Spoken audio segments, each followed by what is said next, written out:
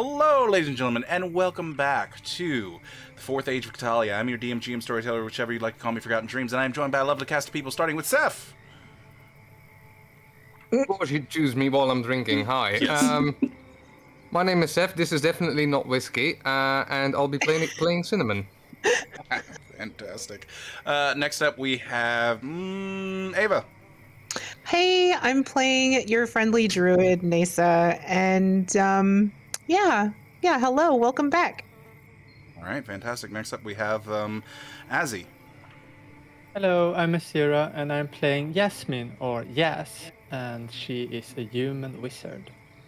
All right, last but not least, we have Mel. Mel, and I play David, the rogue. Fantastic. All right. So, last time on the Fourth Age of Katalia, let's have Seth take it away with our viewer warning and then our last time on. Alright. So, for everyone who's joining us today, I would like to remind you that we're a adult group of people playing Dungeons and Dragons, which means that this fantasy story might get some dark themes every once in a while. So if that gets too much for you, feel free to take a little break, take good care of yourself. That is more important than actually sticking around. We comprende on that? Okay, good. No. Since we've established that now, last time on the Fourth Age of Katalia, we regrouped the group, went back to talk to Auntie, well, I want to say Auntie Ethel, but it's not Auntie Ethel. TiVo? Tiva? The, TiVo. Yeah, Tiva. She's a hag. Just to re-establish what the hell sort of quest we had from her, then we also went to the academy where Jasmine has been trained to also get into a bit of a job of gathering ingredients for a professor there. And then we went into the bog to find said ingredients that we were supposed to find for these two people. And yeah, we found at least one of the type of ingredients that one of them wanted, which was plants living on the back of a crocodile, or something the likes. Yeah, we captured, well, I would say we, but it's mainly Nisa who captured one of them. But yeah, we fought crocodiles. That's fun. And now we're gonna sleep in a bog with mosquitoes and moist. Not great. Ugh, moist. Very moist indeed. Okay, so we come in right after your spat with the other crocodiles, who are pretty dead after the horrifying destruction that was laid down upon them. One of them got a really good bite in on David, but aside from that, they didn't do much. You have managed to take your main target, though, into camp with its mouth muzzled.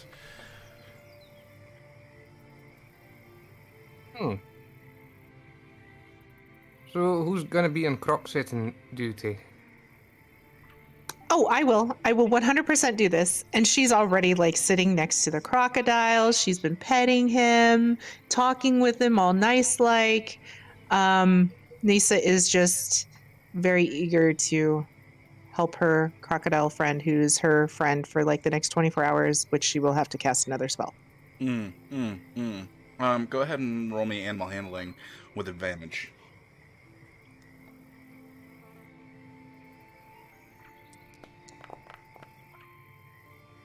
That's not worrisome, not at all. Okay. Yeah, it's you aren't exactly getting a cold shoulder, but you aren't getting the warmest welcome either. You two haven't gotten to the nuzzling phase just yet. It's probably the muzzle. I'm gonna continue talking to him and just kind of, letting him know that it's not gonna be there forever, kind of thing. Okay, good enough. You actually have control under it, no? He's perfectly happy being here. He understands we don't mean it like harm. He named him Ted. So Ted is very temperamental because crocodiles are temperamental creatures. So we just gotta, be polite and try to, respect its boundaries and such. And I'm sure it'll be perfectly fine. Whatever the case, I'll be keeping my distance. Yeah. I agree with that, actually. You would just be like a snack. I'm not gonna lie. Yeah, exactly. But I'll do my best, and it should be fine. We should get it back in time. Okay. Well,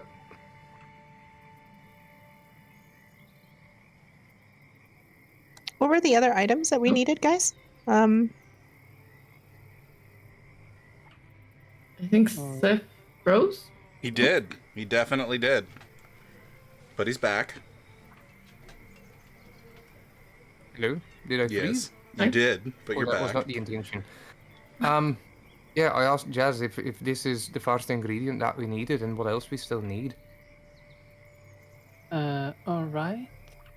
And I'm currently open up all my documents.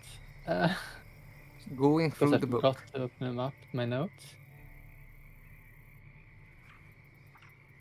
All right. So basically, we have 6 blood roses on this crocodile, and it's actually only 4 that the hag wanted. Well, she probably wants all 6, but 2 of those we could remove and give to the professor who wants 2. We then need to find putrid vines around 20 feet. We will also look after lilyberries. But if we can probably, if we find any hornets, it's probably going to be close by.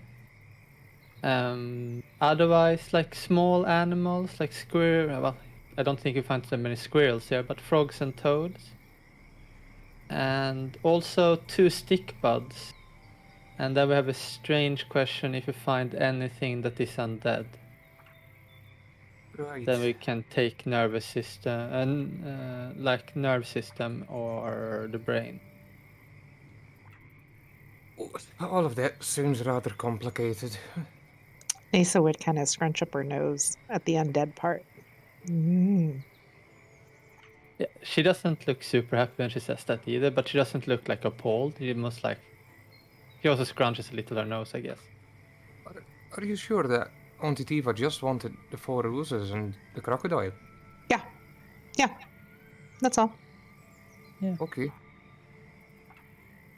Well, fair So enough. I but think wouldn't- you get the full pot from her if you bring the crocodile with 4 roses on it, I think. Yep, we get all of it if we bring this crocodile back. Yep. In that case, I suggest we bring the entire crocodile back with all 6 of them.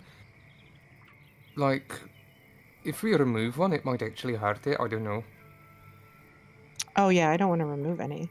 I mean, if we have 2 extra, dude, that just means she owes us. I think that the university was paying better, though, was it not? Also for roses. They're but- paying 200 gold for 2 roses. Oh, right, for 2. What was each? I'll do a quick scan around. Do I see any other roses anywhere? Go ahead and make me a as much as I want to say perception investigation, that's not a thing. So it's just investigation. Investigation. Oh. Right. Here's gonna go nothing. Oh gosh. Ooh, All our right. first trip for That the would be an day. 18. What you would see as you're looking over, sort of in the direction where you recently had your battle, you of course see the dead crocodiles that lay there lifeless, but you also see that there aren't full-fledged flowers currently. They're currently like buds that are sticking out near one of a tree nearby, not too far from where this crocodile came out of the water from. And at least on this side of the tree, you don't see any full-fledged flowers, but maybe on the other side? Look, I'm not really feeling comfortable going there alone, but I'll point at the area in general direction. We might actually get a few from those very young ones that are just sprouting. absolutely necessary, I can try to do something about that and mature them quicker. Maybe. Nasa's gonna be petting the crocodile, and she'll be like, "Well, you know me, I'm not very good with plants itself, but animals I'm good with." So, Well, yeah. if you have a way, then I guess it could be worth a try. Is anyone good at digging? I mean, I guess I could become a badger and dig as a badger. All right, bring the pots. And I start making my way over carefully. Okay. You begin to make your way over that way. I'll go ahead and change into a badger and Okay. go with him to dig up these plants. Great. A normal size badger or like a dire badger? Is a dire badger larger than a large mastiff? I would say a dire badger is about the size of a large mastiff. She'll do dire badger. Okay. All right, great.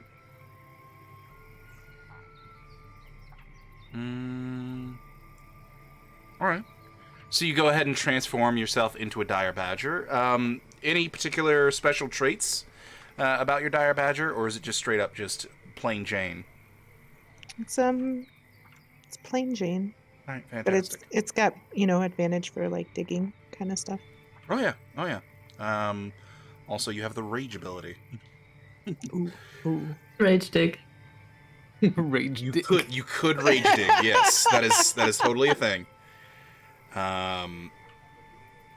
But yeah, you go ahead and follow Cinnamon over to the tree. Anyone else joining?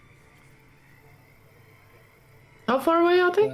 How far The away tree you are? itself is only about 60 feet from where you guys are camped.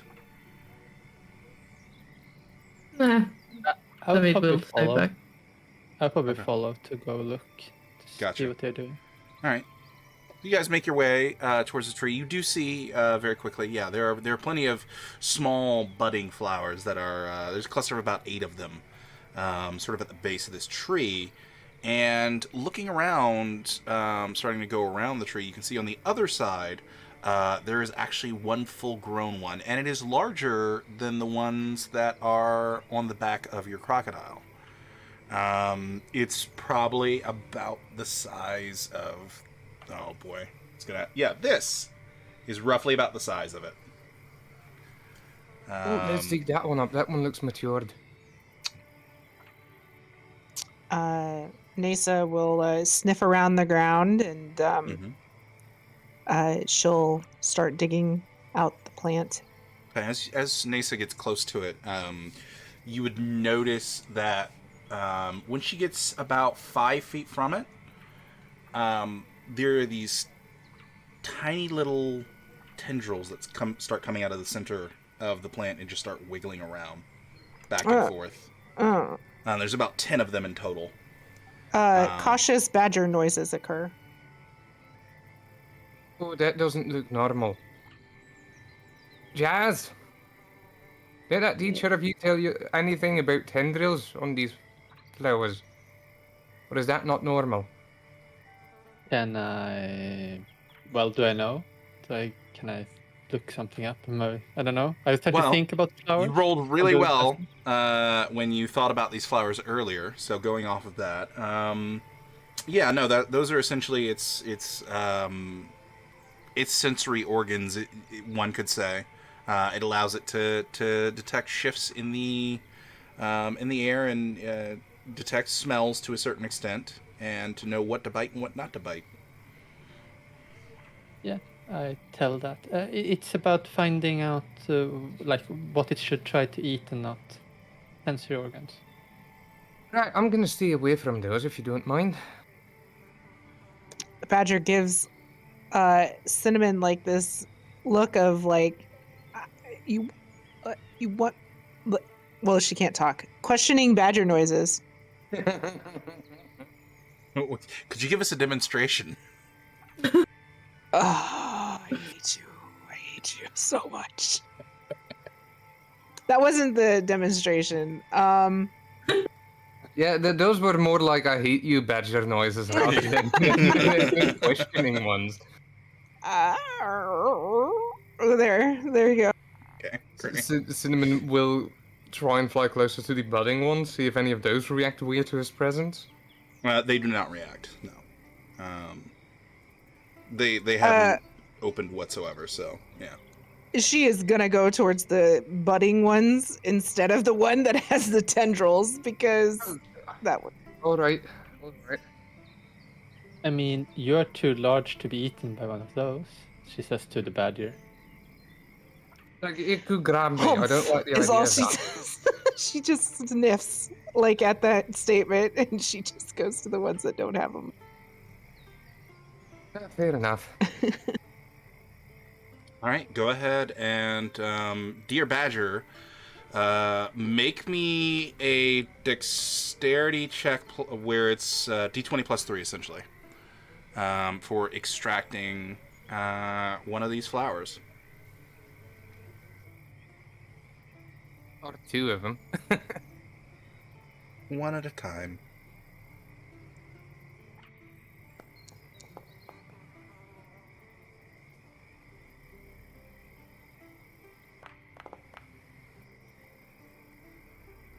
Okay.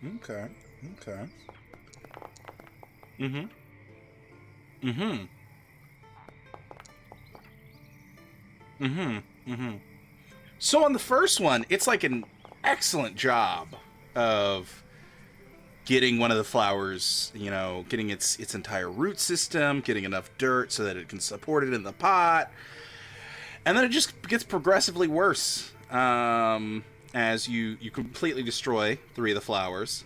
On your 5th attempt, you do manage to get a second one. There are only three flowers left to extract at this point, of the budding ones. Do we have enough with this? Probably. So far, you've gotten 2. I think we have the amount that is needed now. But The The these are badger not keeps really- going, and you Alright, perfectly let's do the next extract one. another one, and then destroy another one. You got one more chance. And then you successfully extract the last one. So yeah, you destroyed most of them, but you do fill up your 4 pots. Right, and if they need them to be more mature, I can still do some magic trick on it. Yeah, we can. Hmm. The badger is covered in dirt. Swampy, mossy, decaying dirt. Thank you, Nita. I start flying back, trying to carry one of the pots with me. I Probably just wonder about how as big as me. does this plant spread? What is their like? How does they reproduce? So to say, the pollen. How does that work? Usually there is, so every 3 weeks, they will essentially start to, one could say, salivate, where a excess amount of like liquid will begin to build up on the petals themselves. And usually if anything comes nearby and like brushes against it, it'll carry that with it.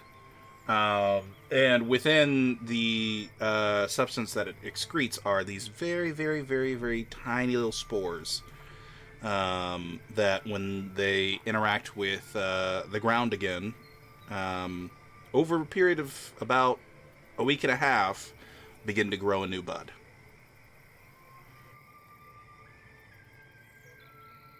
Are they hard to get to live in conditions? Are they like easy Outside to of die? marshes, yeah, it's extremely hard to get them to survive outside of marshes. Do I think that they will go from the budding stage to like moderate old state, so to say, in our environment? Or will In they a die? controlled environment, I mean, as long as you can keep the soil fed and it fed properly and keep its moisture at around the same level, you should be fine to be able to get them to mature states. However, if you're just talking about transporting it from point A to point B, you should be fine within a window of like 12 hours. Yeah, but as long as we are in the marsh, it should be no issue, right? Should be no issue whatsoever while you're in a marsh, and you are literally surrounded by a marsh all the way up to the city. So, All right. Okay. I take some notes and I start planning, drawing a breeding pit for them. If I'm going to take one of these myself in order to breed them out, like in my home. okay, do you have a proficiency in tinkering tools? I do. Okay, good. Go ahead and make me a tinkering tool check. Even though you're not using your tools to do this drawing, you're sort of using the knowledge that you have with those tools to come out with, measurements and what needs to be done in order to successfully do this. Yeah, I am going to use my medical training if that's alright. So I will roll. I don't. You roll your space stat. I don't. I guess it's intelligence. Because it said I have a feature that says if I roll Arcana with tools, I get extra. Let's see what it actually says. No, a build check involving artisan tools. All right, yeah, I will just do that. Okay, yeah, then there you go. It's going to be the same modifier as Arcana, so I'm just going to roll that, and I'm going to add a D4. But this Okay. is actually the tools. Gotcha.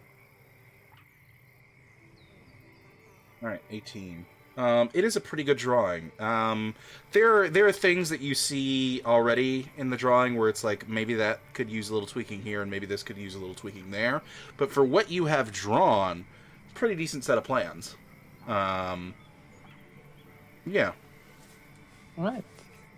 Do I need anything else on the march in order to get this up and running, or can I find everything in the city? With an 18, by your calculations, you're going to probably need...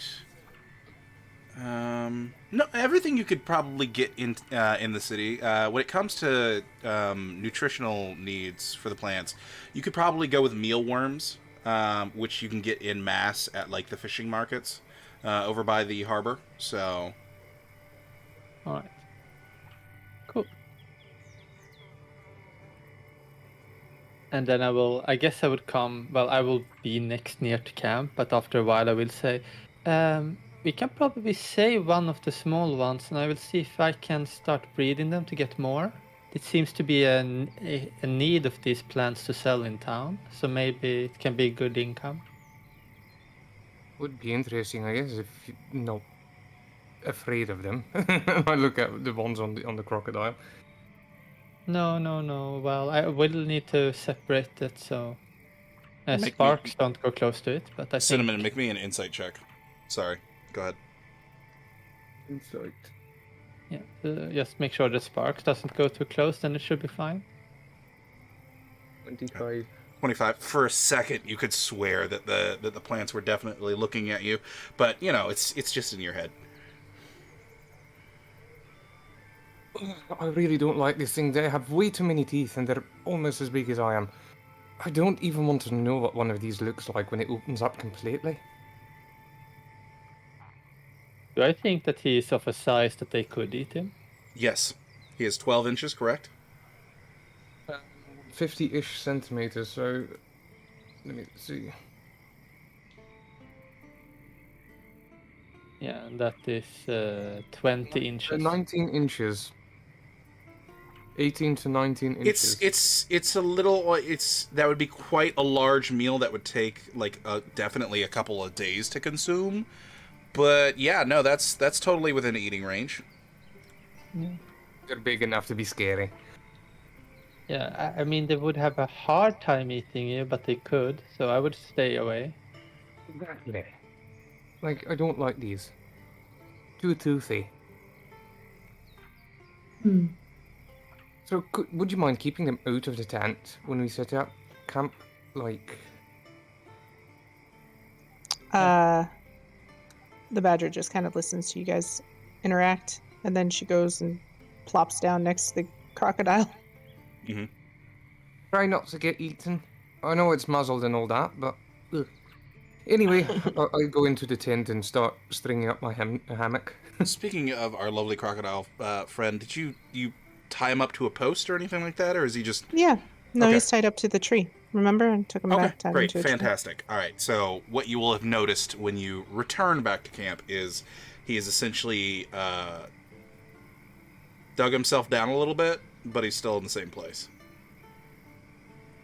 It's like a good 3 inches of dirt that's just been moved to the side underneath, and has been replaced with mud. She's already muddy, so she'll just wallow with him, I guess. Look, we're trying to form connections here, people. Like, she's trying to be like friendly to a crocodile.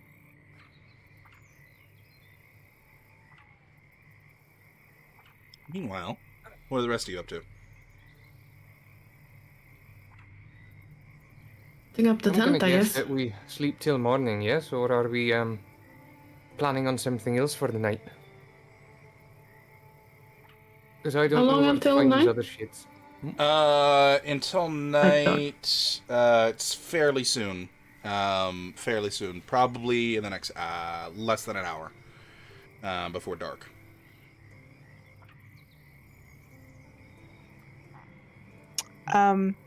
Mesa's going to shapeshift back into her normal form, and she's going to take some of the croc meat that we have. Mm-hmm. Aw, what a cute cat. All right, so, and then she's going to, like, take the muzzle off and feed the crocodile. Okay, yeah, absolutely. Just putting it in front of him. Like, she's not So, doing anything like here's Irwin the style or fun anything. thing about this infected giant crocodile. As you go ahead and set down the crocodile meat, and you go ahead and begin to undo the muzzle, how far would you say you put it in front of him? Like directly in front of him. I don't want to like make him try to get it or anything. I'm just giving it to him. Okay. It was just, Look, professional curiosity. Here. I am not Steve Irwin, okay? We're not like going to be doing crazy shit with this crocodile, all right? Sure, like, sure. Yeah. She doesn't want to tempt fate. She's wanting to be his friend. She's wanting to make sure he's nourished, okay? So that there aren't any triggers for him to lash out for any freaking reason or anything like that. Absolutely. And she's also trying to do it in the safest way possible because she wouldn't want to endanger anyone else that she's with. Okay, So fantastic. So you go ahead and you set that out. About how much of the crocodile meat do you put in front of him? Would you say like a pound? Yeah, probably a pounder or two. Just seeing like how much it's gonna eat because she doesn't Sure. know how much it ate before Sure. she came in contact with it. So yeah. Fantastic. How many of us have seen the movie The Thing? Not I. I can make I some I know. Yeah. connections. Okay. I know there are tentacles, aren't there? Yeah, Tentacles absolutely. as well. So what you guys would watch is as the muzzle comes off, the mouth and the lower jaw flower out in 4 different directions, and a cluster of 6 larger, similar-looking tentacles spread out, and these tiny, very, very, very tiny, almost like the size of like baby fingers, tentacles spread out from those, and it's about a dozen each larger tentacle, and they just begin to wrap around the crocodile meat and drag it into the mouth before it deflowers and closes. That's not I am- disturbing. I'm not going to sleep tonight. I'm not an expert on nature, but it's not supposed to do that, is it? I don't think it is. No. Nisa in her infinite animal wisdom is definitely not. This is not supposed to happen. I No. suggest we muzzle it again. Like, it Yes. could just be an idea, but I don't trust that fucking crocodile. Maybe not the flowers growing on the crocodile. Maybe it's actually taking it over and it's just part of it. Maybe it's like more like a plant now. It looks very parasitic, and I don't like it. Yeah. I can't believe that. Where is she anyway? Fell's kind of just in her tent, just relaxing at the moment, playing She a light wants them tune. in her head. I don't understand.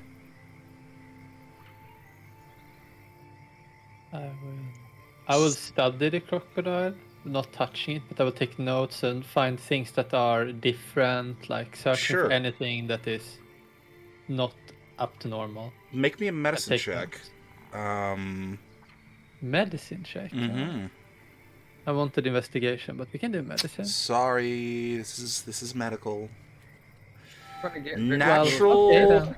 20. Wow, our second All one. right. All right. having an Well, evening, aren't I we? see what kind of night this is gonna be. Let me just go ahead and spill all the beans. Okay, so looking over this creature, what you would immediately notice is what you guys didn't see before is there's this very, very, very, very almost invisible line that runs along its natural upper and lower jaw. Where its eyes are, you weren't really paying attention until now, but its eyes are not moving. They are just looking in one direction and one direction only, despite any sort of movement around it. Instead, what you do see is that every time a creature moves within, and this takes you maybe a good 2 or 3 hours to like fully get down. Any creature that moves within about 60 feet of it, each flower, depending on the direction of the creature, will just like make tiny, slight movements as if it's tracking it. Also, what you would notice is that it's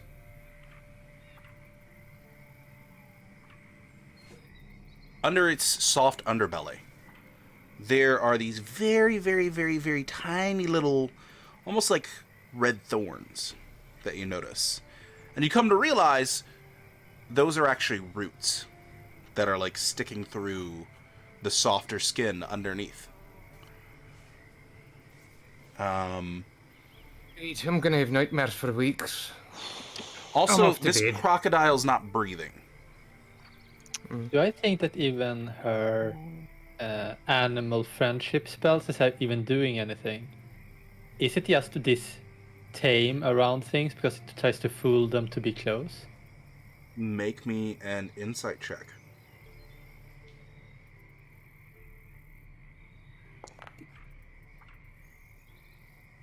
You are unsure. Not being an expert on the mysterious ways of druids and their magics, you aren't entirely positive that it's either or. All right. Do I make any other discoveries?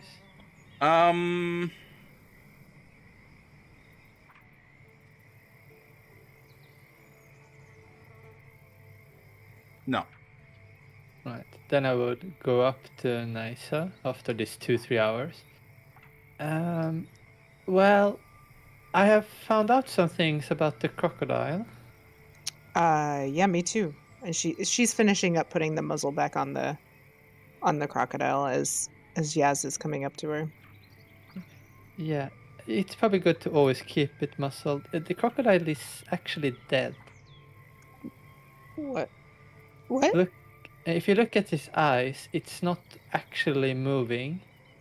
It doesn't respond to input, and it's also not breathing. I think it's being controlled by the flowers on top. I'm just worried that whatever things you're using to calm it is maybe not calming it. Maybe it's just wanting things to get close to it, so it can feed on it. She looks at Yaz like, and then she's like, oh, maybe. So she was gonna like look to see if her spells are actually taking effect, like if what she's doing is having any type of effect, like normally when she does this type of stuff. Yeah, I'm just gonna double check on the wording, real quick here. I guess that in my research I would have done detect magic on it to see that it actually has magic on him as well. During these hours of searching.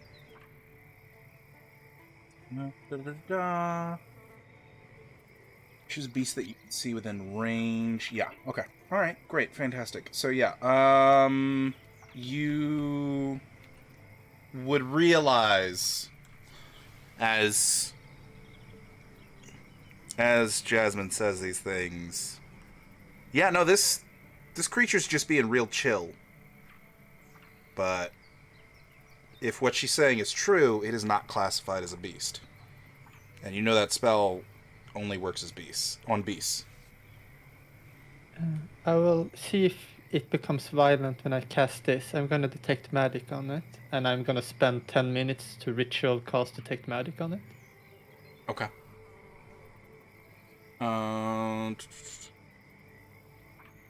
I'm not going to be close by when I do it, but I'm basically going to be on a range, and I'm going to move forward as it is a buff on me. So you go ahead and spend the 10 minutes to ritually cast. What is Jasmine ritually casting look like? Is she one who pulls out a book and sits down? What is her ritual for her ritual? Yeah, she's definitely taking out this book, and she starts drawing in the book symbols, and then she takes like it looks almost like a wand, but it has a lot of sprouts on it that she pulls out, and she starts to doing like she doesn't actually etch anything in the ground, but it is like she's drawing runes that is actually not visible. So she basically hover above the ground, and if people had arcane sight, they would probably see tendrils of magic as she's spreading it around. And basically she makes this magic circle, and then it happens. Okay, fantastic. So over the course of that time, you go ahead and you cast Detect Magic. What is the range on Detect Magic? Well, it's a buff on me, and then it's for 10 minutes I can detect magic within 30 feet. Okay. I think it has to be a cone, so I will go closer to it to actually detect it. In that case, you do not ping anything from the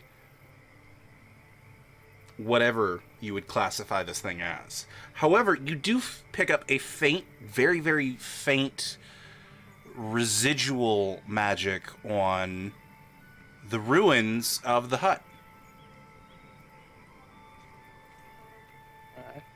She was like, yeah, I don't sense any magic on... And she starts looking towards the hut, but she keeps speaking about the crocodile. I don't detect any magic on the crocodile, so I think your spell... Well, it's just trying to be friendly, so you get close by and maybe sleep, and it tries to eat you. Possibly. Good to know. She is working on making another rope for said crocodile to be tied to the tree. So it's like doubly leashed to the tree. Okay. And she is also, I'm assuming this muzzle is a steel muzzle? I'd like it to be steel. I was expecting it to be steel. Awesome muzzle, but I don't remember what material it was. You do hear Cinnamon shouting from the tent, by the way, after Jess tells this. Nightmare fuel, I'm telling you!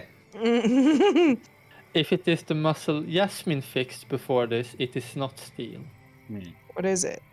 It is like leather. It's like tempered leather around, so it's really hard to actually rip open unless you cut it. I want steel. You didn't expect to contain anything else than a crocodile? I'm sure it's fine. We just need to provide it with something other than us for sustenance. So, Tuo would say from the other side of the encampment as you just hear the constant squelching of like crocodile being chopped into sounds. Well, we have plenty of meat, so you can always use that. Okay, great. So we'll just not eat that and save it for the flour, and it'll be fine. She very much does not look like it's going to be fine. As we have not actually studied this thing at all, I would... Please let me know if any of you starts to experience scratching at any part of your bodies. What, scratching? Yeah, if something starts to scratch on your body and it didn't do that before. About Uh, it. I mean, the flowers have to spread to their animal host somehow. Oh right. my god. I'm not This liking where this is going, but yeah, sure. this is why I like animals more than plants, people. This is why. Oh, Oh, you Can, just can hear some of... Cinnamon sighing from inside the tent. Does anyone want to follow me to the hut? I sense some magic there, and I don't want to go alone. It is Uh, further from here. I'll come. okay. Give me half a second, and Cinnamon sort of makes his way out of the flaps of the tent, holding one of the gemstones that he had in his pouch, and he just casts light on it to light up the area and just flies over carefully. Okay, fantastic. You make your way Oh. over there. Go. Have we gotten a rest while she did all No, the... this has not been. No one has said that they are resting. It's only been if David would have liked to have taken a short rest during the 2-hour period that Jasmine was checking out the croc. I will allow it. I feel like if I can. But... Yeah. Would you like to Just spend up to rough. half your hit dice? Yes.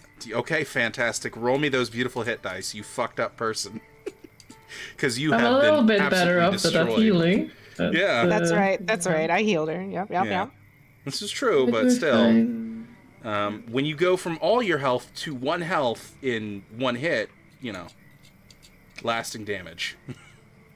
Yeah.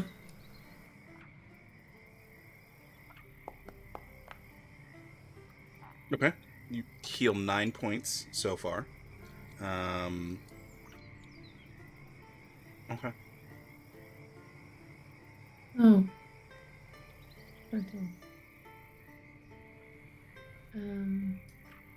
I'll do another.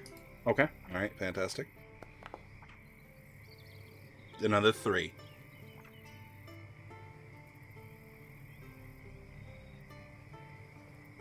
Alright, then I'll come with. Okay. So we have Jasmine, we have Cinnamon, and we have David going to investigate the hut. Now, the hut, for physical reference, is only like 20 feet away from camp. So you could literally just sit in camp and watch if you wanted to. Yeah, I mean, Yasmin doesn't want to go 20 feet into a building. She said, well, what magic school does she sense in this thing? I did not have my magic schools brought up, but it's whatever illusion is under. Hold on. Illusion. Illusion, if it is illusion. Yeah, there you go. Alright, that's interesting. she How will- much of a ruin is it? It is literally just like chunks of floor and some of the portions of the walls. Right, why did you want to check this hut again? There's some magic inside here, and she now when people are up and looking and some are following, she's going to go into the hut. Sure, absolutely. Unless she You're going to go gets into stopped. it. Yeah, It's there's a extremely faint. Vigilant blessing on her. As Which she blessing? moves out of my reach. Sorry. Which blessing? Vigilant blessing on her while she Vigilant moves out of blessing. my reach. Okay, fantastic. Let me know. Please. Oh, it's the... Alright, Advantage on saving initiative. Sorry. initiative.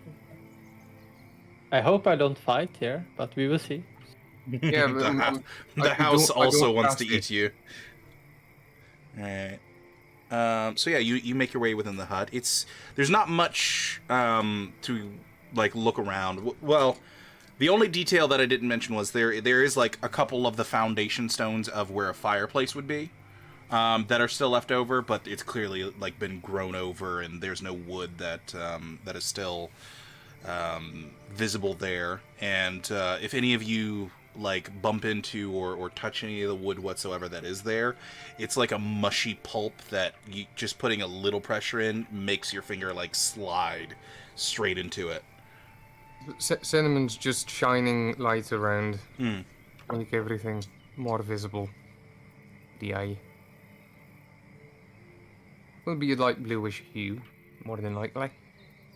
Well, I tried to find the source of whatever this is. Okay. Focusing in on it. Second. Oh, that's the wrong one. Give me this one. Thank you very much. Ah. Sorry, I keep grabbing the wrong screen. There we go. Focusing in on it, you can tell that it's coming from around the remnants of the fireplace. Right. I would approach the fireplace. Well, take a look at it first before Yeah. touching. Yes. Sure, give me an investigation with advantage.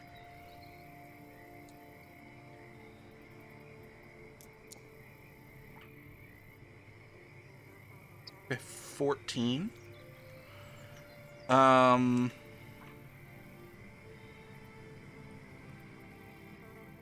Hmm.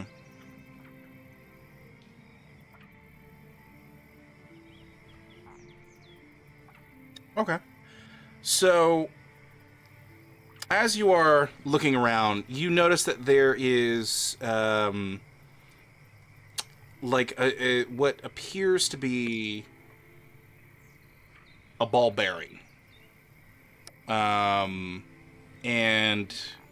it's giving off that faint sense of illusionary magic. Alright. She would take from her artisan tool like a tongue of some sort and then clasp it around it and lift it out. You lift it out, and there's a bit of Pliers, I mean. pliers. Yeah, there's a little bit of resistance as some plant life had like started to begin to grow, and like some of it had gotten a little sticky on the bottom, but it does plop out easily enough. And you have in your possession a ball bearing. Focusing in on the ball bearing, you can tell that it seems to have, by your best guesses, something to do with the sky self. Do I sense any more magic in this house, or is it only from this? It appears to only be coming from this object. Alright. Glare I at the think ball it's- bearing, I say. I think it's this. Well, I know it's this that I don't feel any more magic.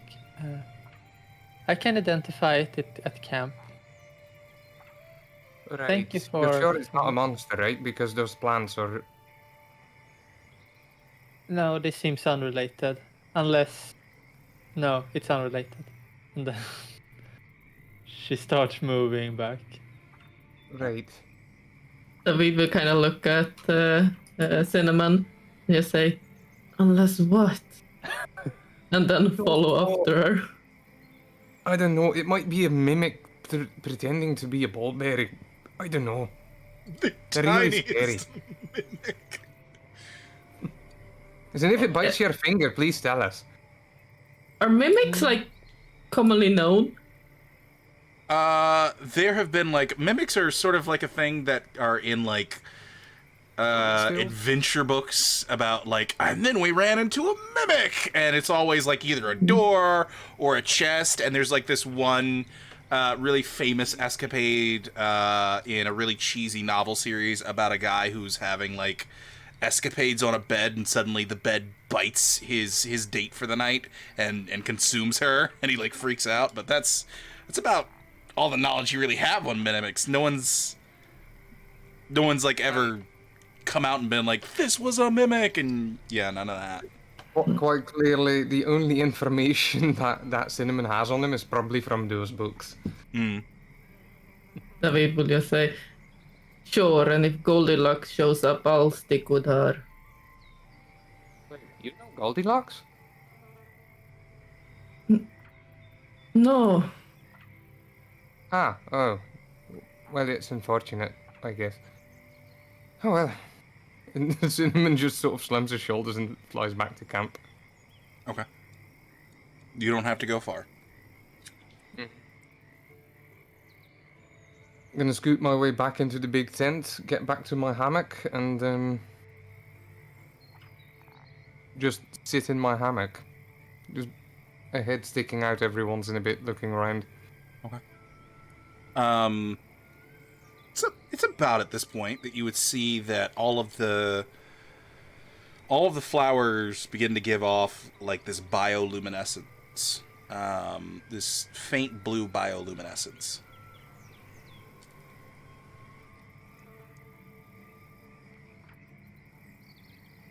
No, I'm not a fan. I'm gonna sleep. Cinnamon says, and he just crawls into his rapid furs. for Does anyone bother to watch them any longer? yeah, Okay. David is interested. Okay. Yeah, I'm also watching as I am, but I am also casting Identify on this strange orb thing. But it's gonna take 10 minutes. Okay, so ritual casting identify. Gotcha. Yeah.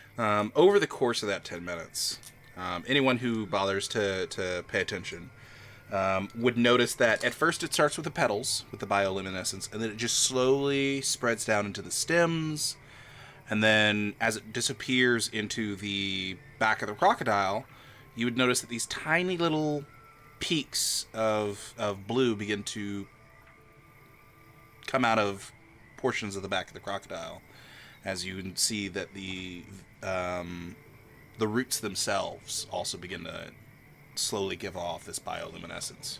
And you can just see it go from this crocodile in complete darkness to like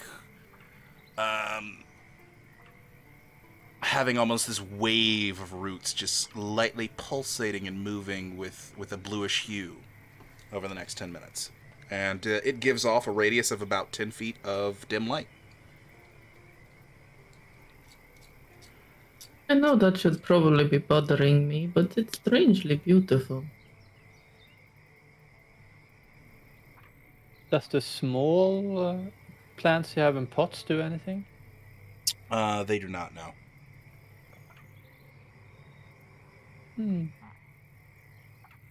Do I know what that is on what they're doing? On my studies? Make me a nature check with advantage. Nature. 17. More than likely, it's part of their digestive system. It's like a chemical that runs through the plant when it's digesting things.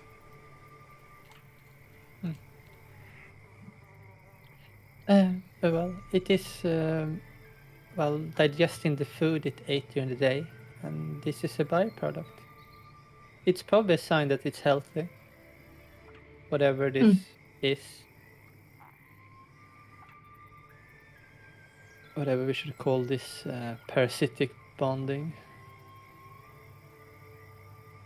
Weird. I apologize. Nasa is still back at the camp with the crocodile. She's not like wanting it to disappear. I just didn't make that clear. I didn't go with you guys to the room, but she stayed back at camp with Back the at camp, thing. Yep. Everyone has rejoined you as well. So. Okay, sorry. Also distractions just arrived. Oh yeah, I know. Yeah. So, with your bioluminescent light show sort of going on, and Cinnamon drinking heavily in the background, Tuo would sort of, he'd finish up, chopping up the crocodiles, and sort of look around from behind the tent and say, "Should I go ahead and make us something to eat? Also, do we want a campfire?" Yeah, I would want warm food. Okay. And he'll begin getting that set up.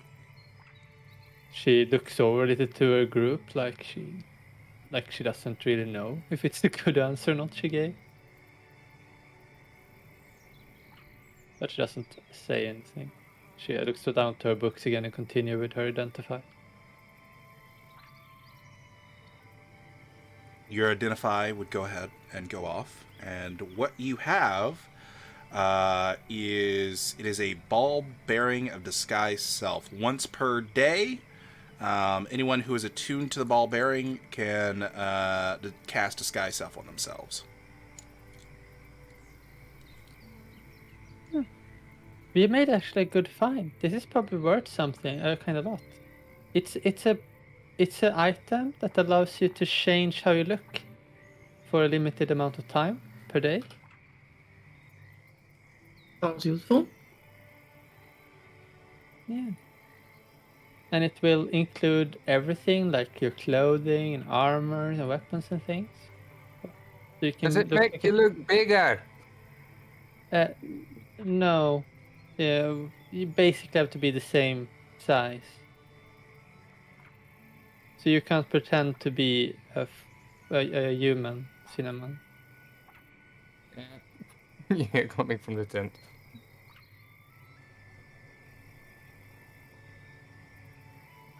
I'm actually not really sure if you can even hide your wings. I don't think you can change the amount of limbs you have. I don't know either. Well, tell me when food's ready and I'll be out again. But I would prefer not to be in the sight of that crocodile too much. It might get a taste for or a hunger. I don't know. It's scary, okay? It's about at that time that the crackling of the fire begins to kick up, and you'd see that Tuo is currently getting a pot ready and looks to pull out a bit of oil and starts oiling the pan. It'll be done soon.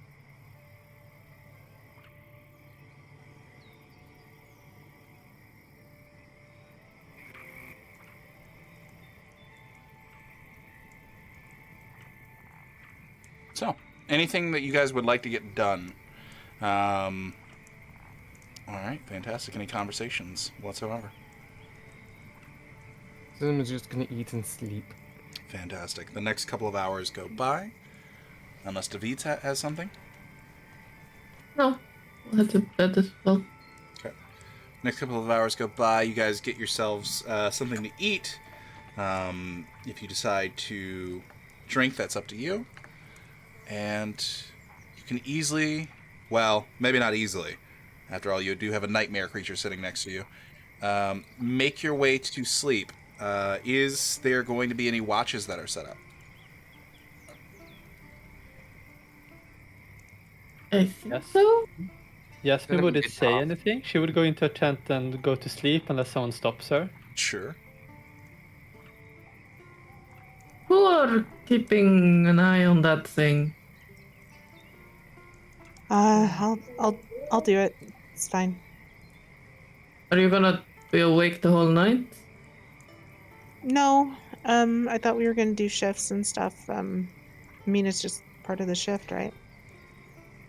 Alright, just wake me up. I can start watching in about 4 hours if you want me to. I need a full 8. So it'll probably be 2 hours each of us or something, right? Which shift do you want me to take?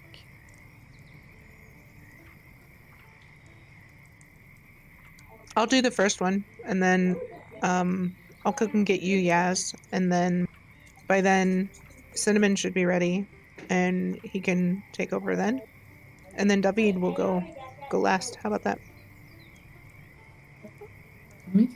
I will try to fall asleep fast then. And she would go into the tent. Okay. Quick question, Dreams. Do I actually need to sleep? Technically, yes. Technically. I have to double check, but I believe you need at least 4 hours. Alright. He will not state that, though. If I am incorrect, I'll let you know in between games. So yeah. First watch. Go ahead and give me a perception check.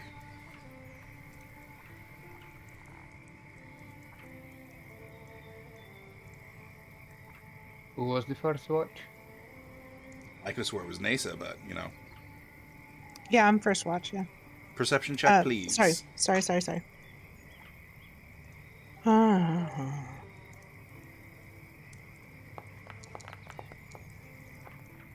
16. Okay.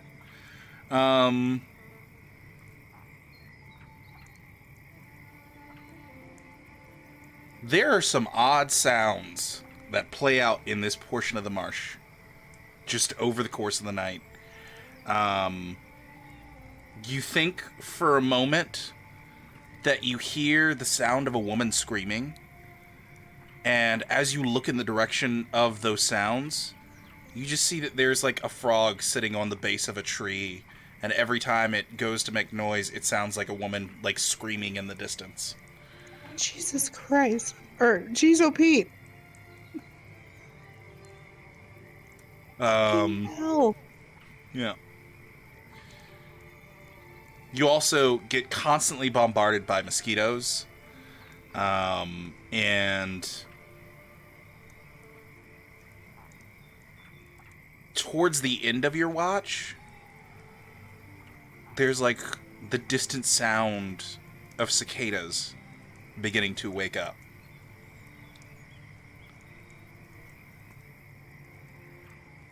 But other than that, you have a relatively peaceful watch, despite the fact that you have to slap yourself every 5 minutes. Okay. And Croc is good? Does not react whatsoever during the course of the night. Okay. I'm gonna go get Yaz. Is it my turn? Yeah, it's your turn. Everything was relatively quiet. There's this frog. It sounds like a screaming woman. Don't freak out. It's the frog. You should catch the frog. We need frogs. That scream like women? We can take another one, I guess. No, we'll get it. I guess we'll go get it.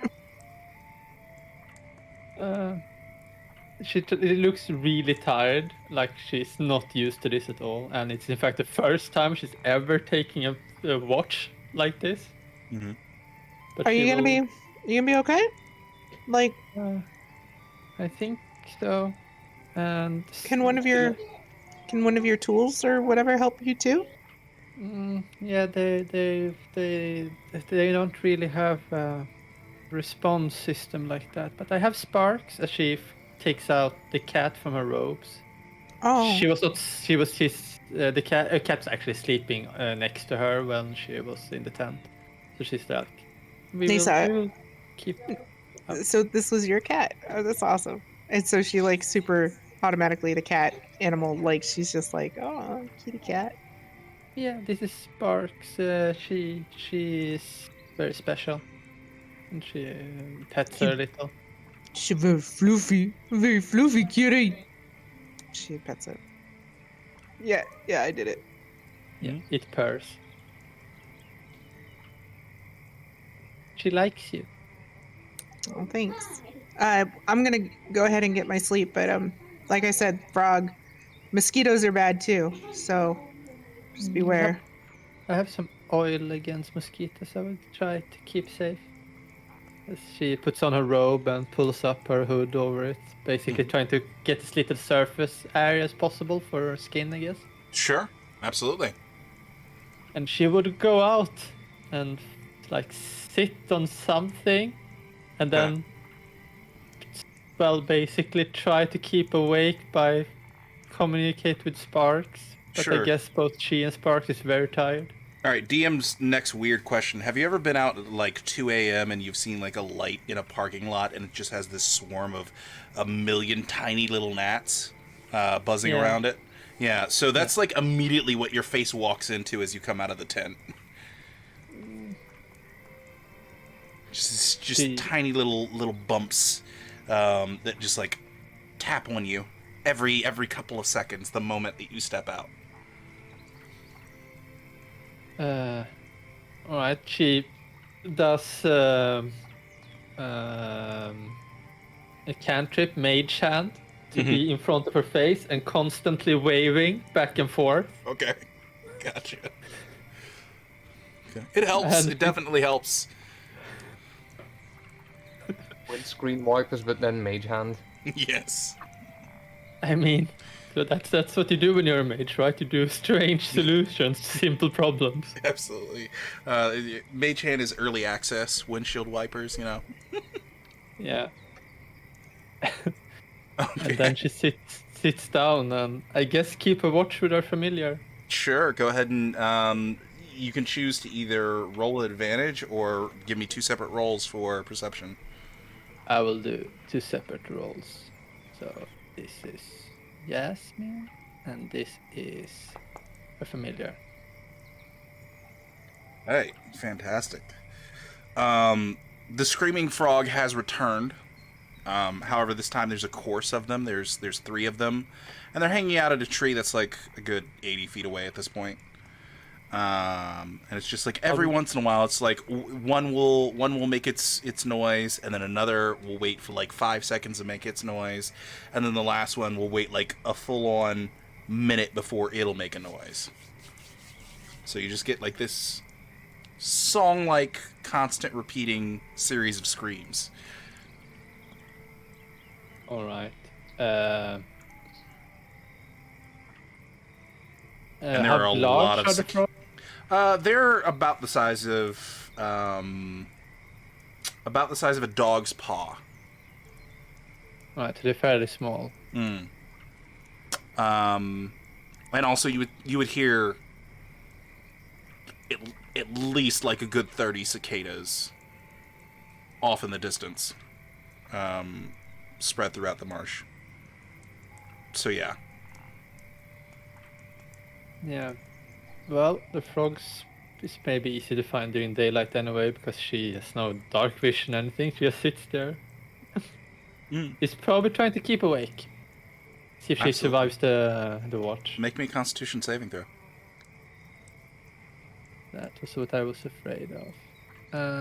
Let's see. How do you roll that? Oh, you just do that. Okay, cool. Cool. 9. All right. Should I make one for my familiar as well? No, unnecessary. But okay. So you get through like halfway through your watch, and then everything gets like really peaceful. This nice warm sensation.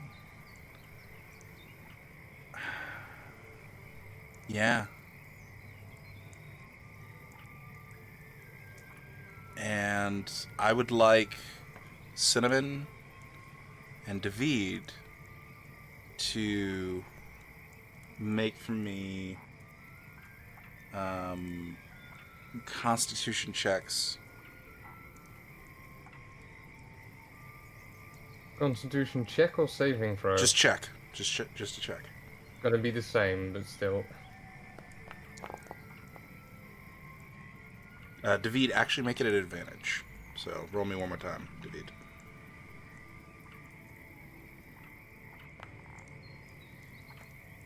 Okay. So, Cinnamon and David, you guys stay knocked out for quite a while, but David, eventually, you wake up around 2 hours before sunrise. And, you can sort of peek your head out of the tent, and you would see Sparks just kind of like circling around Jasmine, and would like find a comfortable spot and sit down and sit there for like a minute, and then for some reason find something uncomfortable, move, circle around a couple more times, find a different spot, sit down. And Jasmine is just like sitting there staring out into the darkness, at least from your perspective, until you realize that there's this tiny, like, there's this tiny wheezing sound. And it kind of sounds like a chihuahua has its face stuffed in a pillow. It's oddly particular. Yes, it is.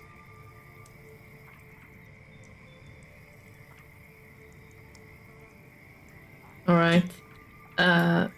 What? It was 2 hours before dawn, you said? Mm-hmm. 2 hours before dawn. He would just kind of go and sit down somewhere and keep an eye out. Okay, fantastic. At any time would you come towards the front of Jasmine? I guess so. He would kind of sit near her. Fantastic. So, as you do, there would be like this small cluster of gnats that just like spread out away from Jasmine's face as you sit down, and Jasmine is like full on. There is a trail of drool down one side of the mouth, all the way down to her knee, eyes closed, and she is the one giving off the tiny snoring chihuahua sounds. Yeah. Sounds about right. It's actually gonna sit in front of her for when she wakes up. Okay. Not like super close, but so. All right. That's, yeah. How much distance we talking here? I mean, we had a campfire, right? Yeah, there is a campfire. Yeah. Yeah, and she would sit, I guess, like on one side of it. Then he would sit on the other side of it. Okay. All right. Fantastic. So yeah, you just sit on the other side of this campfire. Jasmine, make me perception disadvantage. Looking for a 12. 13. Aha. For some reason, you get this odd feeling, and your eyes slowly, drearily open, and you feel really refreshed and like ready for the day. And you see like just the low burning of a campfire, and David across from you. Good morning, sunshine. Good. And she I guess takes away some saliva, and then be like, oh, like hides her face, like she's looking away, and like, good morning. I'm sorry to say we're the only two left alive. What? No. She like stands up and swings around and almost like falls over her where she was sitting. Also the rest of the ones we came from, but this place is pretty dead. What do you mean? No, what happened? And she like starts moving back and forth, and she like looking for signs of whatever he's describing. Cinnamon, perception check at advantage at this point. Actually, Nasa as well.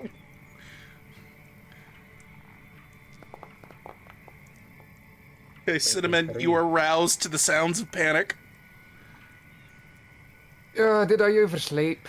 But yeah, Still alive. looking around, Jasmine, everyone looks to be fine. And she slowly realizes, oh, that's so cruel. And then she like looks really, really sad. And she like rushes into her tent. Blah! Cinnamon was like right in front of the entrance at that point. She has her own tent, so. Oh, okay. In that case, he wasn't. What's going on out there? As he flies out, scratching his backside. Oh, it's pretty Pardon calm. me. No, should probably be like 2 hours, maybe? Maybe 3.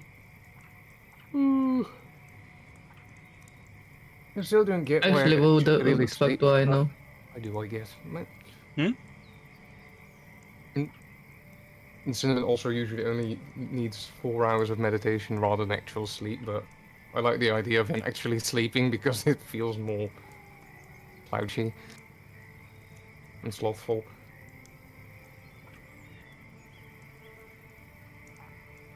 But yeah. You can still get some sleep if you like. Nah. I'm pretty well rested, I think. Let me get back into my armor. One moment. And he disappears back into the tent just to pop out again a few minutes later in armor. Picks up a stick from the ground as weapon and just sort of sits himself on top of the tent. Right then.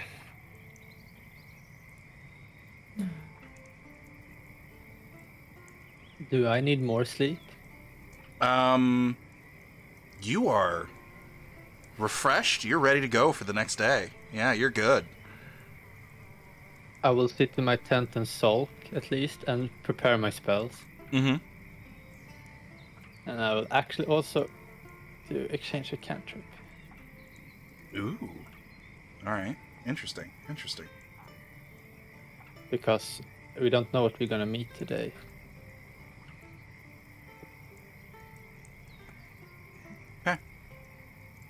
Every once in a while, Cinnamon will be insulting a big mosquito that comes his way, using vicious mockery on it. All right. It's a mosquito, so we're gonna say that it has a -3. But here we go. Like, you don't get to sting me with your sad little stinger. 14. I do think that is my spell save DC. Yep. Then I swatted it with a stick afterwards. No effect. All right, make me an attack roll. With a stick, which is probably just a dex thingy. I hope. I think like clubs and Clubs staffs and are staffs simple are- weapons, Yeah, aren't simple they? weapons. So yeah, Unga Bunga strength. So there should probably be a +2 because proficiency if it's a simple weapon, but yeah. 8. It keeps flying. Just tries to defend himself from the mosquito like dramatic. So good. No, I have a bit of incense. Can I try if that will keep them away? Incense? Yeah, like try to get smoke. Or you can give it a shot. How do you go about doing this? What's your grand plan? I mean, but basically just take up a stick and light it and try to keep it around them. See if they care at all. What are you doing? Yeah, they start to, flutter back a bit, and, it's essentially like waving a stick with a bit of heat on it.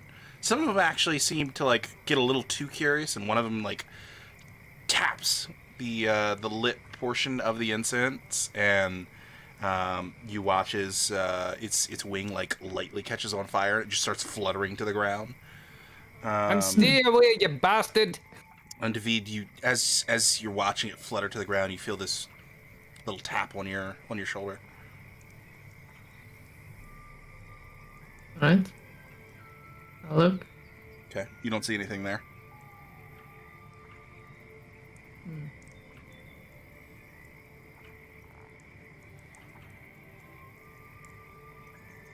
Yeah. Why you're making that face? Not much. Right. I thought it heard something weird. Did I also complete long rest, by the way? Just Yes. We'll do that first.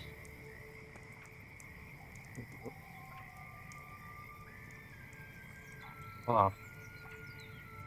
I sort of peer around, see if I can see anything. Make me a perception check. You can either make one separate or make one at advantage with David. All right, 23. Other than your fucked up crocodile, no threats. The sound of more cicadas. And as you're sort of doing the watch, waiting for the sun to rise, David, you get a tap on the other shoulder.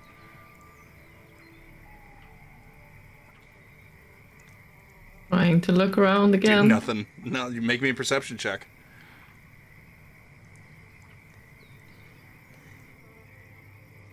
Are you being silly, or what's going on? Nothing's there. As you turn around, and it's just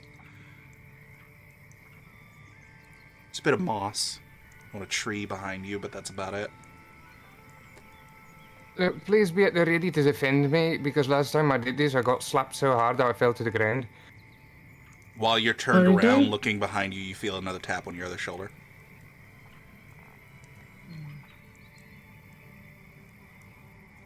What are you doing? Cinnamon just cast Look see at invisibility Cinnamon. on himself. Okay. Because that went so well last time. Sure, absolutely. All right. So what you would see is like there's this like. Actually, why don't you describe what Cinnamon would see?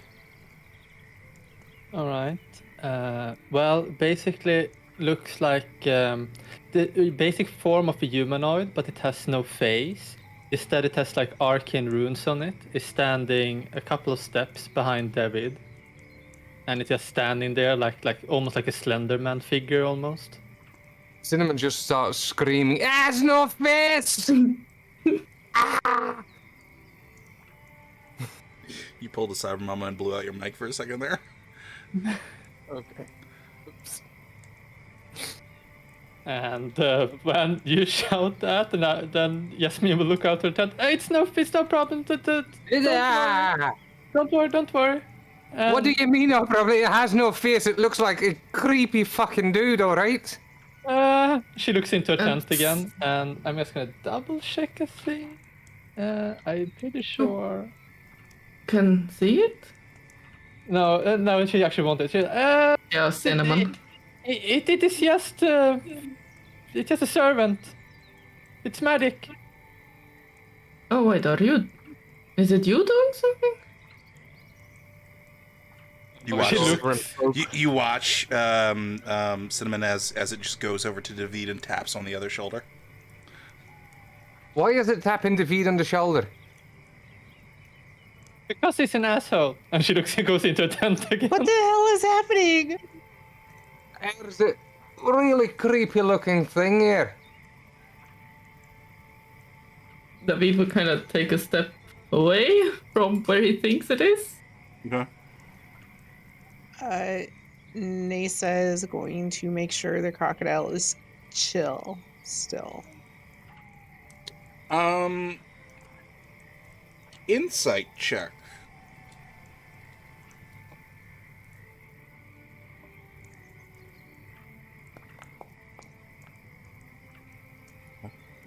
Dirty With 20, 20. yeah. No, looking over it, it seems to be as much as a crocodile that has no need to breathe or look around can seem. It seems very relaxed. And there's like this very, very faint, almost like fluid with air intermixed with it going through a straw sound. Very, very faint coming from the flowers on its back. The flowers are breathing. I didn't say that. I just said you heard a sound of like fluid going through a straw with like gaps of air. You know that. Oh, that. just hear Okay. Okay. All right. I misunderstood. My apologies. Could be breathing. Has anybody fed this thing yet? No, and Hell no. I make a wide wave over the unseen servant. I'm gonna cast Verify to make it visible to David. Wow. You will see that the servant is just turning around and is seemingly walking away in the opposite direction. Okay, it's walking away now, and I'm not sure. Should I make it visible for you, or? I said I did. So I'm Yeah, you said you did, so there we go. there's a burst of purple and energy as Blue flickering lights. just begin to fall down and slowly drift down, and you watch as this figure is outlined as it's moving away. See, it looks real creepy. It doesn't have a face. It has its back turned towards you now, so it has no hair though. Hey, look around, you twat. As in, I'm trying to show you. I guess. Do I see any features? Is it not I mean, just like a shape? it's like a mostly bland shaped great butt. That's about it. After it doesn't look back, and after it's like 30, 40 feet away, it just disappears. David will look to Cinnamon. I like her. She's fun. Okay. Cinnamon just shrugs. Sure. So we're okay. We're okay. I think we're okay. It looks scary, but besides that, yeah, I think we're fine.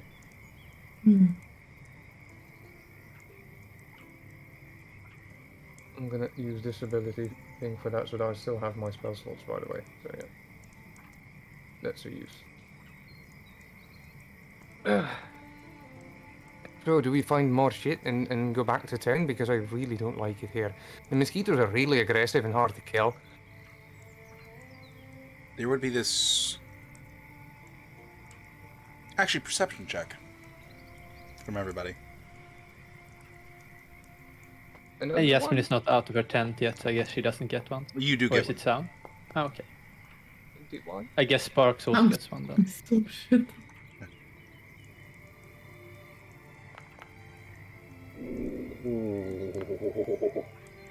Be distracted with a crocodile. Okay. All right.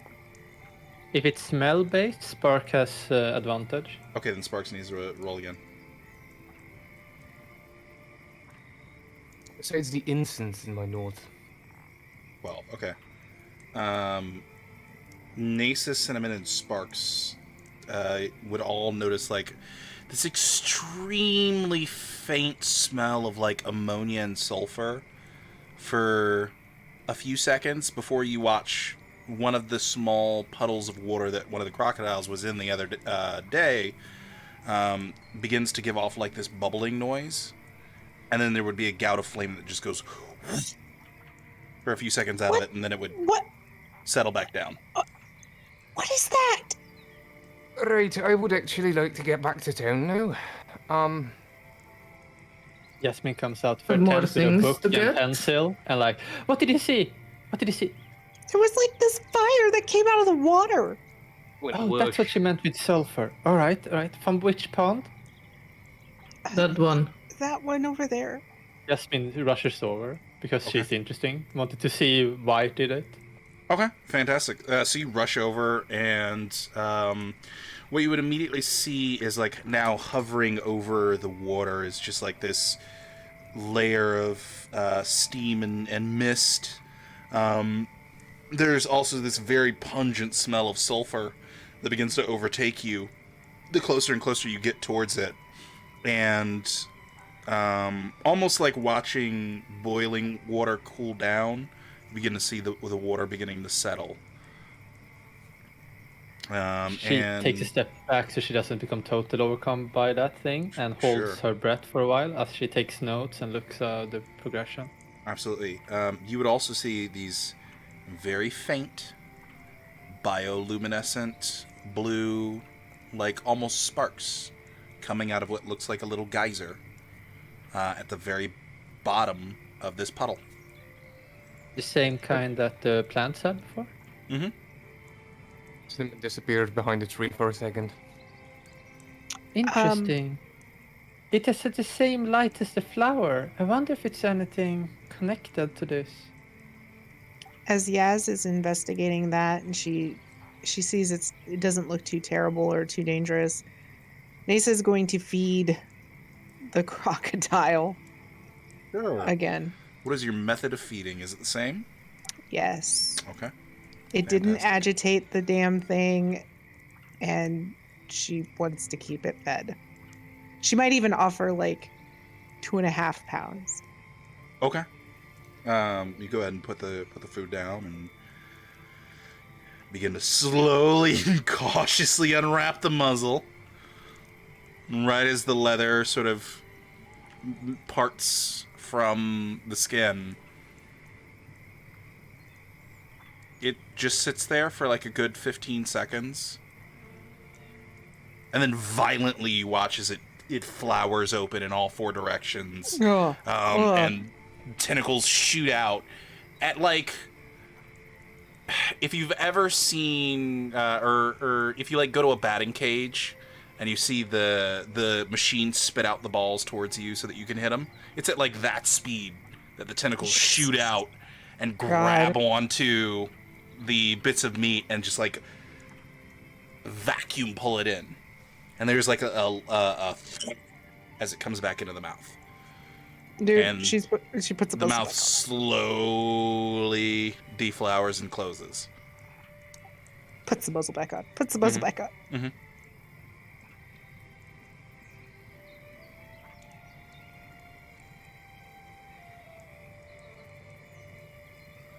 I want to go home. I want to go home. I want to go home. Like, that's what she says. Cinnamon comes back from behind the tree. Sorry, what's going on? Should we take maybe a different route home in case we run into any berries or vines? No. I want to go home. I want to go home. What happened wanna to get out of Nisa? here. Did the crocodile open up its mouth again? Yeah. It's just, it moves faster, dude. It's really creepy. It moves faster. I just want to go. Well, Wait, the crocodile moves faster, what? Like a mouth like opens and then it's like things just jet out and then it pulls it back. Oh no. Right, let's deliver her to Auntie,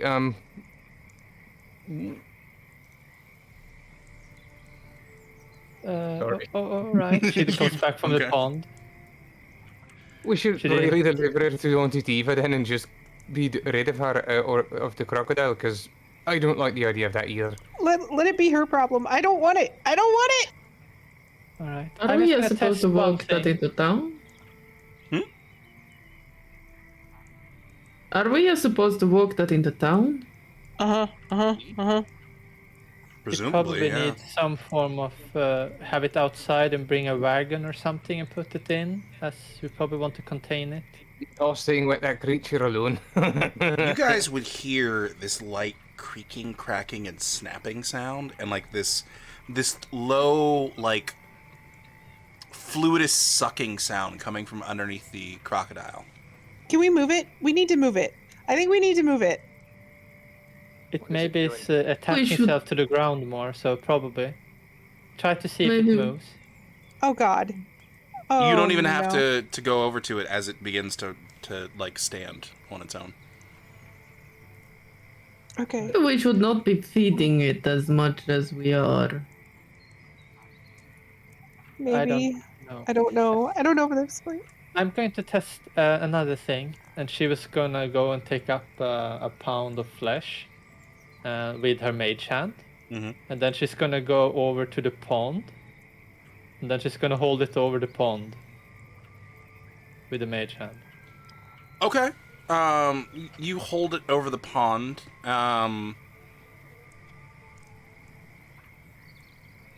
There's like a little bit of blood that begins to like drip off of it and like tap into the pond. And you would notice the slight little bits of bioluminescence that you see just like sitting sort of in the silt at the bottom of the water begins to like slowly drift up and go towards the drop of blood. Yeah, she would keep like that until it reaches the top, or and if nothing happens, she would also start dipping the flesh into the pond. Okay. So And the- in 30 feet range with mage hand. I need you to make me an Arcana check with the Mage Hand. All right, I can do that.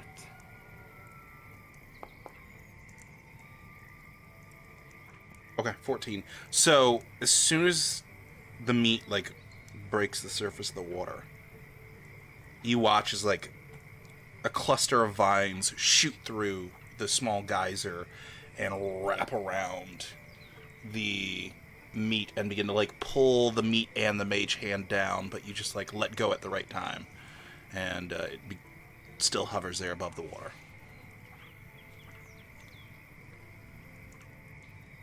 All right. How many vines did I see wrap around? Did it look like? It looked like a good cluster of about like 30 vines. All right, then how many vines per flower? Intelligence check? Sure.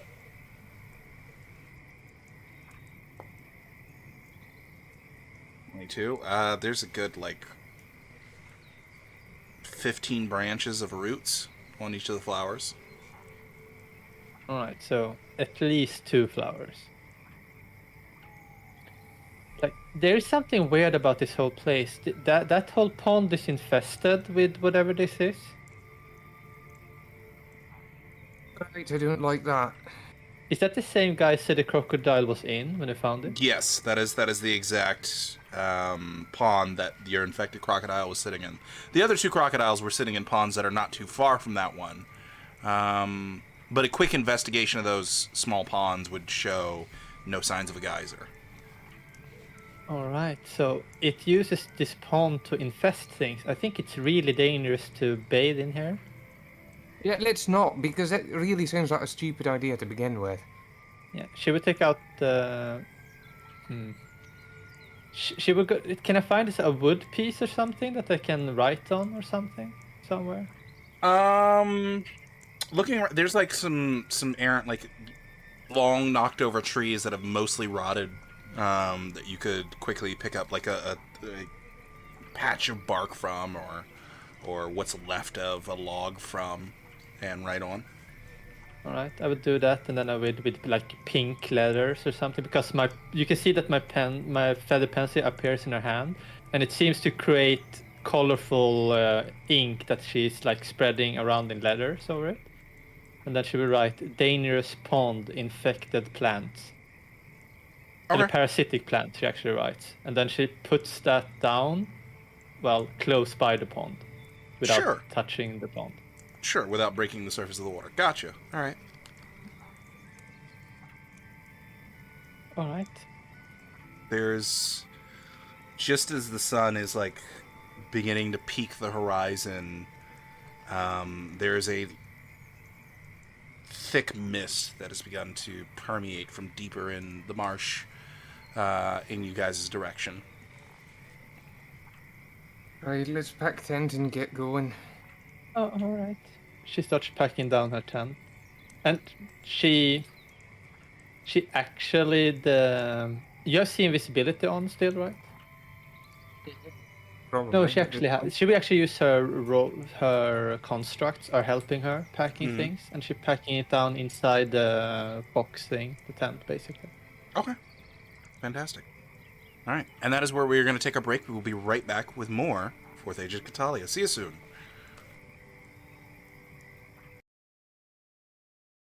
Green.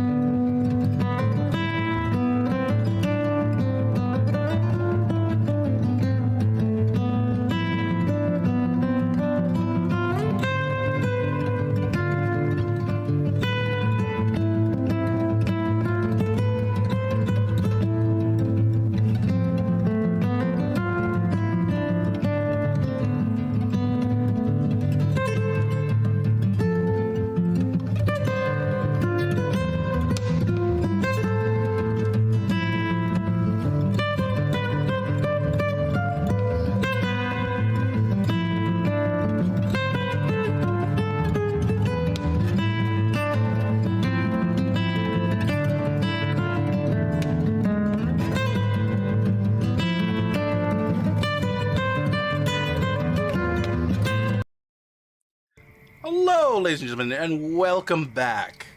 All right, picking up where we left off. So, you have fed your crocodile, if you can even call it that. It's Ted. Ted, His name is yes. Ted. The terrible tulip. Ted the Terrible Tulip Bundy? Yeah, something like. It certainly feels like that is his name. Oh, that thing is creepy. So I would like to ask that someone walk with the other leash on the other side of this crocodile, so that if it does decide to go after someone, they can counter the pull. Does that make sense? So, like, if it tries to come after me and I'm the only one holding the leash, there's no one to pull it back. But if I have somebody on the other side... Tool, and I try to wake him up from his shell with the bell. Okay. You ring for 2-0 and pops out of his shell. Yeah? Are we ready to go? Yeah, can you hold this leash, the second leash on this crocodile? Sure. Okay, great. And if he tries to come after me, you pull, and if he goes after you, I'll pull. Okay? Well, you guys made breakfast without me. Oh. Let me get a little bit first, and then I'll be ready to go. Okay.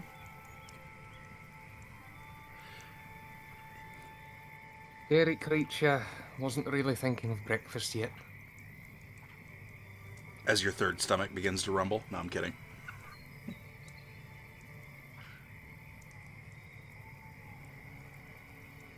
All right. So. Hey, I'm not a Jala. Nor are you Merry and Pippin. So, you guys go ahead and get your camp packed up, I'm assuming. Yeah. And once everything is set and ready to go, you're going to trek back to the city, or are you going to continue on your journey? It seems like the group is a bit spooked, so I thought we were going back. Okay, fantastic. Yes, please. Yes. During the way back, though, Yasmin is very looking out for both frogs, toads, and stick buds, and putrid vines, and even lilberries or hornets. Sure. I'll help with that as well. Vines and the berries as well. Okay. All the way. You guys go ahead and make me nature checks. Nature checks. Oh no. I will use my familiar to help me, if that's okay. That is fine, yeah. Well, casual 20 then. 16. This is quite surprising, actually. All right. On your travels, on your way back to Marienburg, you guys do manage to find there's a bit of a hornet's nest as you're making your way back towards civilization and out of the forest. As you begin to hear these hornets, you can quickly see a couple of lilyberry bushes. Alright, how far away are the bushes when you find them? 10 feet away. Alright. I will... Okay, there's bushes there. We have to be quiet so the hornets don't attack. Alright. You are kind of quiet. And she looks over to David. Can't you cut them up? Sure. I just cut them off. How do you take this? Do you take them by the roots, or did you just want... They kind of work a little bit like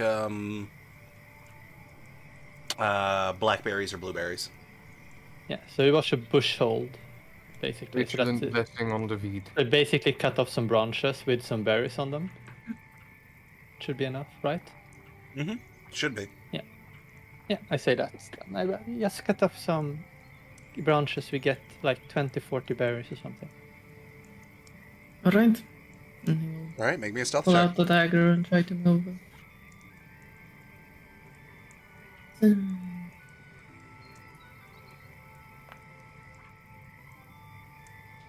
Pretty decent. Wow. Okay. You I guys. love the Prince. I love him. You guys, you all are like looking in the direction of the bush, and you're kind of like sitting there wondering if David's ever going to approach the bush, and you look in the direction of where you last saw David, and he's not standing there. And David, you just casually go over, make me a survival check.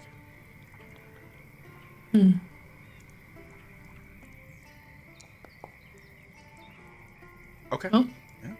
You get yourself 2 bushels, so like a good, I'd say like a good 30, 35-ish.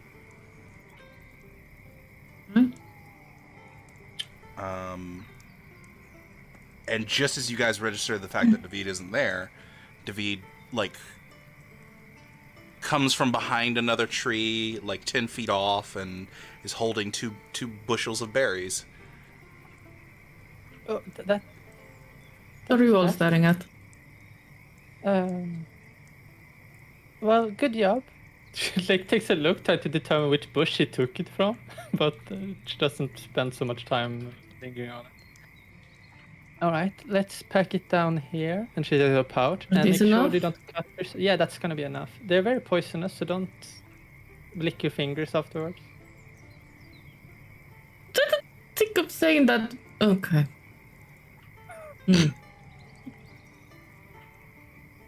Are you still angry about the prank I did this morning? You're not gonna kill me over it, are you?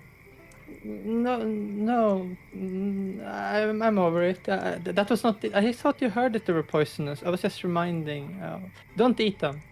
Don't eat them. I'm planning to. Well, he will hold them out, I guess. All right. She would pack them down. Carefully wrap them up, making sure not to get your hands on them. Yeah. David, as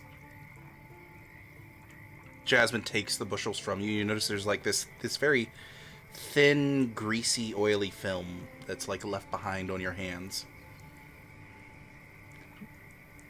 You can see that she I hold started to them use out. prestidigitation on her hands afterwards. Give prestidigitation a few times, and the grease just begins to like rapidly drip away from your hands until your hands are nice and dry again. Thank you. Oh, all right, it's fine. And she does it on herself as well, and then it's like, all right, then just wait a little and see if anything scratches. Otherwise, you're gonna be fine. And David, same with me. Constitution saving throw with advantage. He's wearing gloves, though. Mm-hmm. Will that help? That's why I gave you advantage. Alright.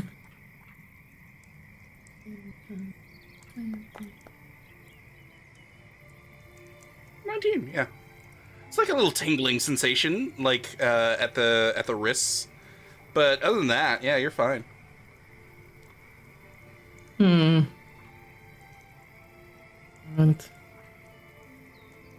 Like, how should it feel if it's bad?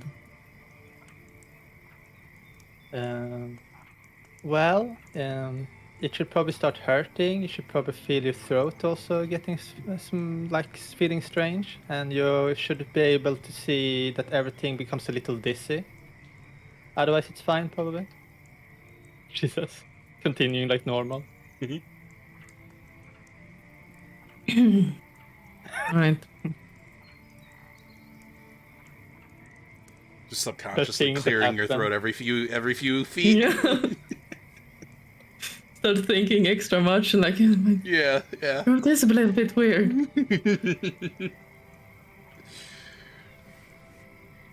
All right. So, you guys would go ahead and clear the forest and come back into the open fields outside of Marienburg. And while you do see that there are quite a few farmers that are in their various different fields, beginning to like do their morning rituals, essentially, off in the distance, closer to the city, you would see that there is just still a group of undead working away at a fields, you know, you can see like there's at least 20 of them. They're just like carefully down on their bony knees, looking over, scanning their portion of the march, and just like every once in a while you watch as one plucks like a weed and just puts it in a small bag, and then just sits there in like a stasis and waits. And over the course of the next couple of hours, you guys would make it outside of the city walls. Alright, how do we bring it inside? Do we get a wagon or something? Or... Oh, it's on a leash. I don't know. You would notice How one is- of the guards out on this side of the gatehouse sort of notice your approach, and a younger guy, probably no older than 17 or 18, who was leaning up against his spear before he noticed you, sort of straightens up. Hail! Hello, handsome friend. Yeah, hi. Hey, we're just delivering some items to the academy, and Okay. a friend that is looking for some product and stuff. And yeah, Okay, yeah, no, totally, yeah, uh-huh. Sort of straightens his uniform a little bit. yeah, you're looking sharp there, bud. Thank you. Oh, looks down at the crocodile. Yeah, this is Ted. Right. Don't You know, worry about him. druids. He's actually dead. What? Nothing. It's just Ted. It's just okay. Ted. Okay. All right. Yeah, could you He's a just scary motherfucker. wait here Cinnamon. for a minute? I just got to clear this with my captain. Yeah, sure. Yeah. I mean, you think you and I might grab a drink later? Like, Make me persuasion with advantage. I use Druidcraft and make some rose petals sort of flow around her face, but not the ones from our flowers. Mm-hmm. Just Natural 20. ones. Ooh. Of course, it's a natural 20. I mean, was this part of the game? He like immediately uncomfortably shifts. There's like the clink of something that you hear coming from below the belt, and he goes, "Yeah, no, absolutely." yeah. Sure. I will. Do you know like a place or? Like, I'm staying at the player Widow, mind blank. Where are we staying? Like, Widow Whisper, Whisper. Whisper. The Whisper. Widow's Whisper. Widow's Whisper. I'm sorry, player mind. Mhm. I'm staying at the Widow's Whisper. Oh yeah, Caldo's place. Oh yeah, Caldo's place. Yeah. Well, Cass's place now. Cass is, you're right. Yeah, no, I can try to like conform his hair a little bit and knocks his helmet about a little bit. Sure, absolutely. What time? When's your shift over? Well, I'm the night shift, so now that it's daytime, I probably got like another hour, and then rotation. Well, I need to take care of this. What does tomorrow look like for you? Ooh, I mean, we're supposed to have early morning teaching. Say like maybe at 7. Yeah. Let's do Sure. that. Yeah. Sure. Yeah. Okay. All right. Well, thanks. Absolutely. Yeah. Why don't you? Yeah. What's your name? Justin. Justin. All right. Yeah. Nasa. Yeah. Nice to meet you, Nisa. Nice meeting you too, Justin. Uh-huh. And she Yeah. like hurries to pull the thing, and she looks at everyone else like, let's go. Yeah, you walk forward, looking uncomfortable about this whole thing. Uh-huh. He And doesn't she seem to- waves her. yeah. She waves her fingers at him and hurriedly pulls the gator. Sure. Absolutely. You guys are able to make it through the gate without any further questioning. Right, let's deliver the croc to Diva first because the croc Yes. is scary. Yeah, It's fine. please. Did you seem to get in? Did I what? Like it. Did um did you fancy him, or did you just say that to get in? I just said that to get in. I Uh, mean, I'll probably go and have a drink with him, but I just said it to go get in. I mean, we had to get in, so we got in. all right.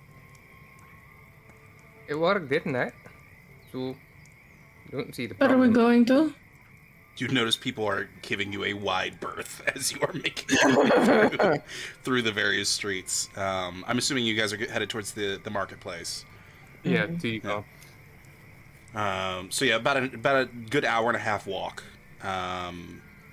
Careful walk because it's a little slower than you expected because you're making sure to keep this thing under control. But you do make it into the marketplace, and you get even wider of a berth as you make it into the marketplace, and people are like shopping casually, not paying attention, and then like either their wife or husband will quickly grab them on the shoulders and move them out of the way. So you're like, oh my! But eventually, you see an Nasa older woman. will smile at everyone, try to give them reassuring looks, and Mhm.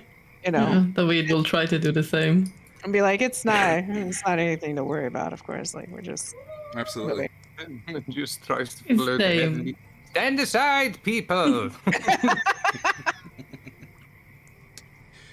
Big But monster coming through. you would eventually see Dangerous Tiva one. sort of sitting at her little stall, and she's there looks to be a guy standing in front of her stall. And he's just like, yeah. And he's counting through a coin purse, and he puts down like a decent amount of coin on the table, and she just slides a clear vial over towards him, and he carefully pockets it into a pouch, closes it, and begins to walk off in sort of the opposite direction that you guys are coming from. go get Auntie Cinnamon. Go get him. Tivo! Oh boy. Morning. Hi. Yeah, Morning. you need to take this. Is that what I think it is?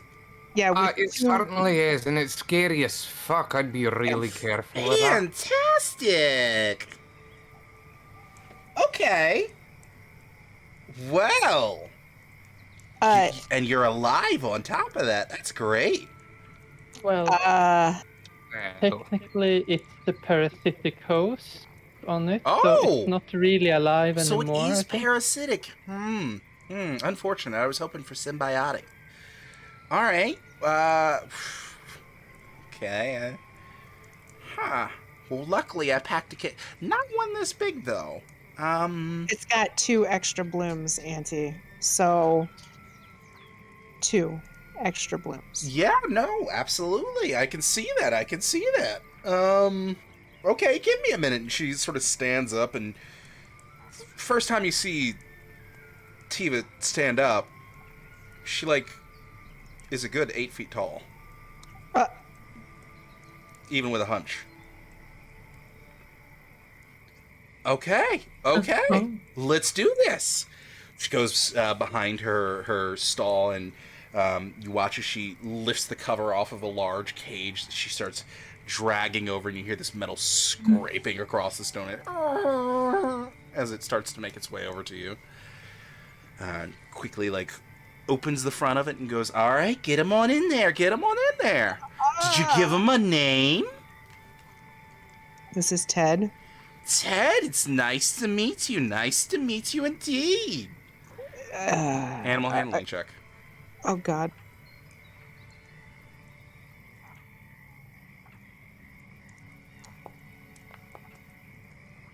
$11. He's very slow at getting in the cage, so it takes you like a good 5 minutes to like coax him in, but you do manage to get him in there.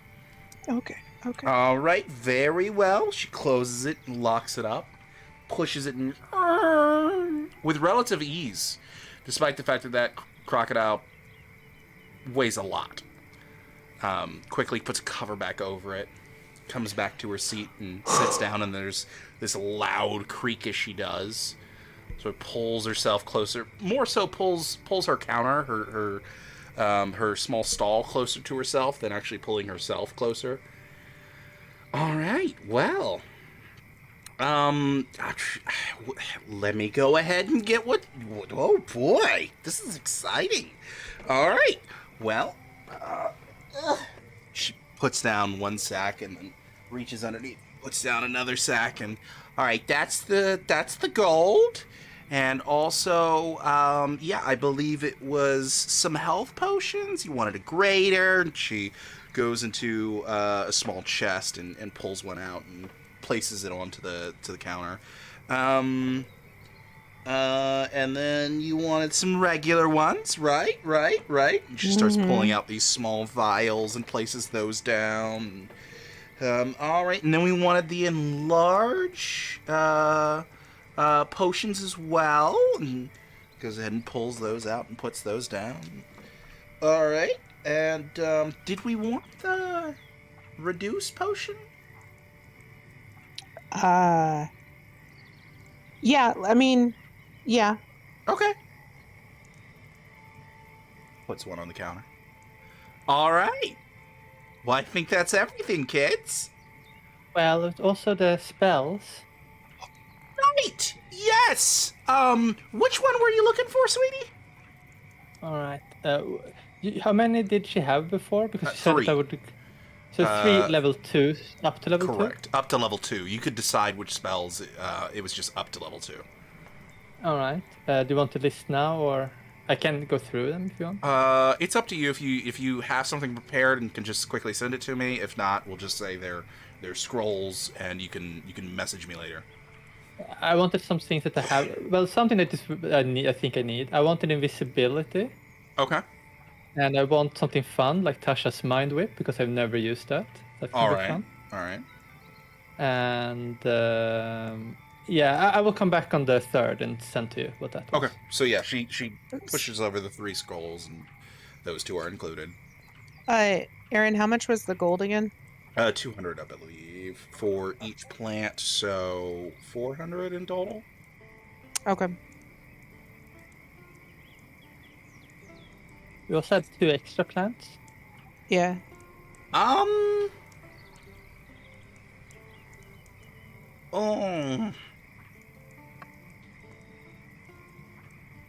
Well, you now have a credit of 400 gold with Auntie Tiva. Oh God, I said it. No, just Tiva. No, Auntie.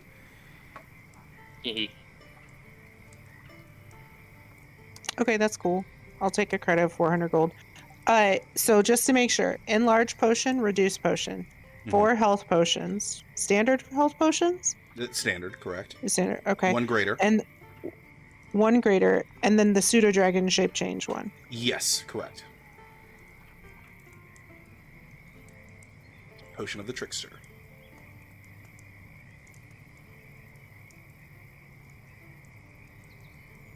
Okay, just making sure. Who's handling our money? Well, don't look at me, that's heavier than I am. Maybe we can have a handout for that. Yeah, I was going to hand it to somebody who's going to dish out the money. That's what I was. She eyes. But I meant like a David. sheet thing. She's going to eye David and be like, she hands him the 400 gold and be like, "You're going to be our money person," and that's been declared. So there you go. Go ahead I and. mean, that used to be my work. Yeah, I mean, I figured who better to do it. And so she gives him the gold, the slip of the credit of 400 gold to Auntie Tiva's, Tiva's, and then Auntie, Yes. do you have a like a bag that, would be able to hold lots of things? Oh, bag of holding. I've got one. Yeah. You want it? How much is that? That would wipe out about half your credit. I mean, I think it's a good investment. What do you guys think? Yeah, don't look at me. A bag of holding would be lovely. That is something that I am saving for myself. So yes, that is worth Wonderful. it. We'll go ahead and take a bag of holding, Auntie, and we'll go down to 200 credit. How's that? That could work. Yeah, sure. And you know, if you want another one, I could just start working on that. It'll take me about a week's time to get a new one. How much does a bag of holding hold here? Well, she's saying it costs 200 gold. Yeah, how much it hold? I mean, how big is it? Oh, how much does it hold? Ah, this is important. I questions. don't know if David knows. Yeah, give me 1 second.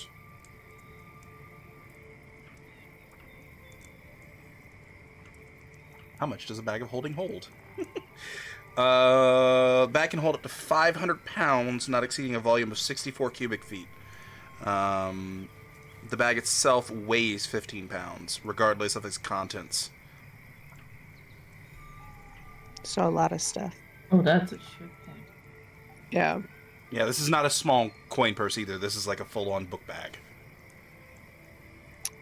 She's going to take the one that Auntie gives to her, and she's going to look over to Yaz and be like, do you mind holding on to the bag for us? Oh, of course. Of course, I can do held on it. Awesome. She's going to put all the potions into the bag of holding and then hand it over to Yaz. Yes, takes it and then she like looks inside it and she takes out her book, awkwardly holding the bag and the book, and she takes notes and like feels around in it, and she seems really focused on this kind of basic but very fun space. Absolutely. Go ahead and make me an Arcana check. See how much you can get in your quick time studying over this.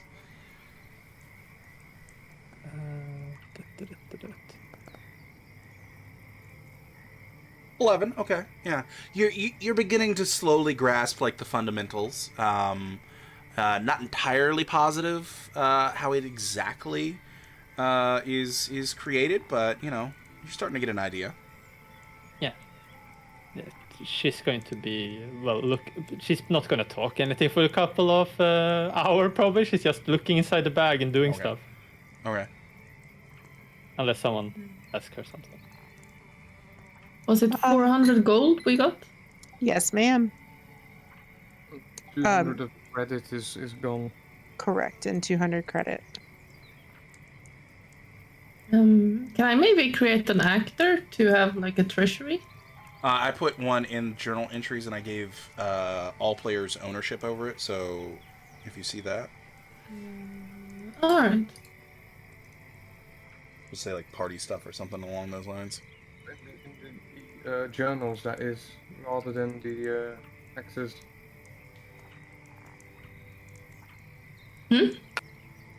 Under the journal tab rather than the actors, I believe. I'll just put the 400 gold in there.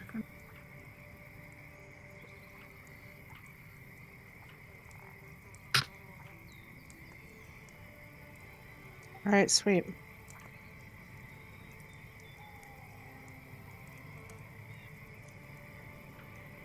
Do we need anything else, guys? Perhaps head to the academy. Deliver the other shit to the professor. Mm-hmm. Yes. Auntie, that thing.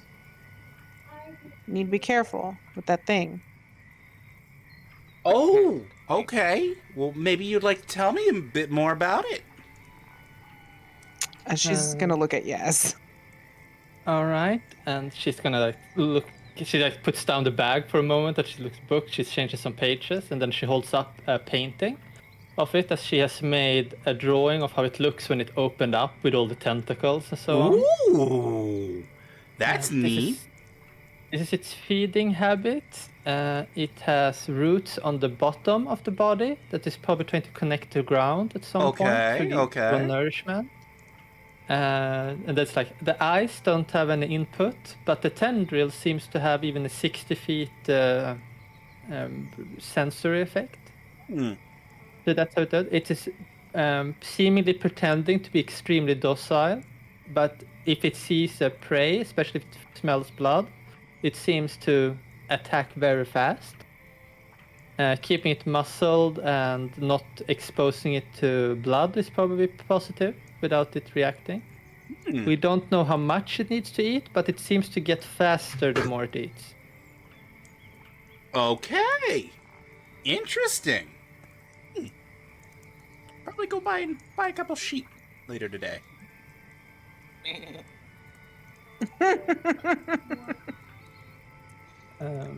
What is I've not determined completely yet is how it would spread this condition. Normally, this plant spread by like secrete on the leaves. Yeah, spores. Maybe it's the same. Yeah, with the Secretion and spores. spores, yeah. I don't know how it transports to a live host. Maybe it needs to be some form of mother plant or something. But I would be careful. Maybe this one can spread. I would Didn't bite look- anybody, did it? No. No. Yeah. Well, no. Key word. Yeah. Auntie, you're not gonna. Use this as a deadly weapon? No. Inside. Insight check. All right, insight check. Cinnamon believe her. She's found Yeah, I it. believe. Yes, believe so. I mean, she said she wouldn't, right?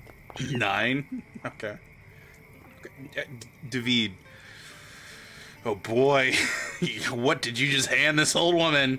Nasa, she seems innocent enough. She doesn't seem like the type that cares about terroristic operations or anything like that, so. Okay. All right. All right, Auntie. All right.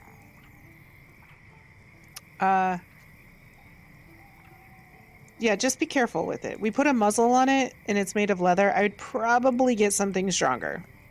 And Yeah. Oh. it seems like nothing really kind of spooked it out of the normal, and it was cool with just chilling. But yeah, Okay. Interesting. Did it seem to react in any way towards its fellow crocodile, or? so when we first found it, there were other crocs, but they didn't have flowers on them. And with this one, I thought I could charm him, and kind of make him my friend. And it seemed to work. But then they showed me that it didn't really take. It's just pretty chill. Okay. For so, some like, reason. intelligent enough not to just immediately eat the first thing it sees. Right. It seems like it's more interested in an easy meal than one that it would have to fight for, because I gave it the chopped up stuff, and it went after the chopped up stuff versus coming after me. You. Okay. Yeah. All right. So, I don't know. All right. Might have to injure a sheep. Good to know. Good to know. I know that in some other parasitic things, sometimes they are very docile and move to the center of civilizations, and then they spread spores. So maybe this thing is waiting to be surrounded by enough hosts. Well, I think we kind of accomplished that goal, if that's what we're looking for here. Yeah, no, I should get this thing out of here. You're right. You and me, Teddy, we're going to my hut. Anything else I could do for you kids? Yas is realizing what she's saying. She's looking in that and like, no, I'm fine. No. No, Yeah, we're Auntie. fine, thank you. All right. Stay safe. You too, Auntie. Yep. You too. Take care, Auntie. Ooh. And she shivers and she walks away. Okay. Bum. Quest complete. Yay! Got rid of Dun. any crocodile thing. Whatever. Oh, that thing was really nasty looking. Oh my god, dude. Like, I'm. This is why I don't deal with plants. You would hear a This is voice probably like 30 feet away, over by one of the food stalls, of like an individual like midway eating an apple, just go, so you normally just bring weird shit into the city? And you look over and aeronautical engineer Benjamin is just like Oh. standing there. What's up? Hey, Yeah, we had a delivery. Oh, okay. Yeah, that And looks like we- a fun package. No, it's not. And I stare at him with squinted eyes like, this one wasn't child weight-ish. Yeah, no. Those things usually weigh about 1,600, 1,500. What brings you to the market, man? Looks at the apple in his hand. I'm getting breakfast. What do you want from me? Okay. See, he's got like a little almost like postman's bag. It's just like open. It's got a couple bananas in there. It's got like a thing of grapes and like 2 green apples sticking out of the top of it. Hey, do you know of any good places to go for a drink or like a date? Those are, excuse me, 2 wildly different things. Go for a date or go for a drink? Oh, I mean, Like, is this a quickie or is this like something serious? it's just casual first time thing. I don't know, maybe like the Siren's Call over by the harbors. It's pretty Siren's good. Call. Yeah, Okay. great fresh fish, extremely good oysters, and it's got a relatively good spread of spices from a couple of places. Good service and decent alcohol. So yeah. Perfect, thanks. What are you up to? Besides breakfast, obviously. Like gets a little bit of the skin of the apple from in between his teeth. Well, now that I got breakfast, let's see here. I've got to go up to the tower, do the last load bearing check on JC 730, and then I've got the rest of the day pretty much to myself. Kind of nice. Yeah. You visit Cass yet? No, I didn't want to deal with the emotional damage. He just casually chucks the core of the apple off. Okay then. Well, man, we have other business to take care of, but Yeah. it's good seeing you. Nasa, right? Yeah. Cinnamon. Right. Oh, you haven't met these two. This is David. And- David. This is Yasmin. That's We me. call her. Yeah. We call her Yas. Yeah. She like looks up from her bag of holding, like, hi. Yeah, you see this very Yes. handsome individual in like this almost stereotypical like trench coat, pirate's trench coat, and he's got a nice pair of jeans on currently. He's sort of combat boots with a clear visible outside steel toe. Has a small belt with a bunch of various different carpeting tools hanging from it. As well as just like a compass that just like dangles on one part of the belt. Slicked back, jet black hair, exactly like Seth's is currently. And unlike last time, this time his eyes are piercing purple. All right. Does it look like the tools he has are artisan natured or? Yeah, a little bit.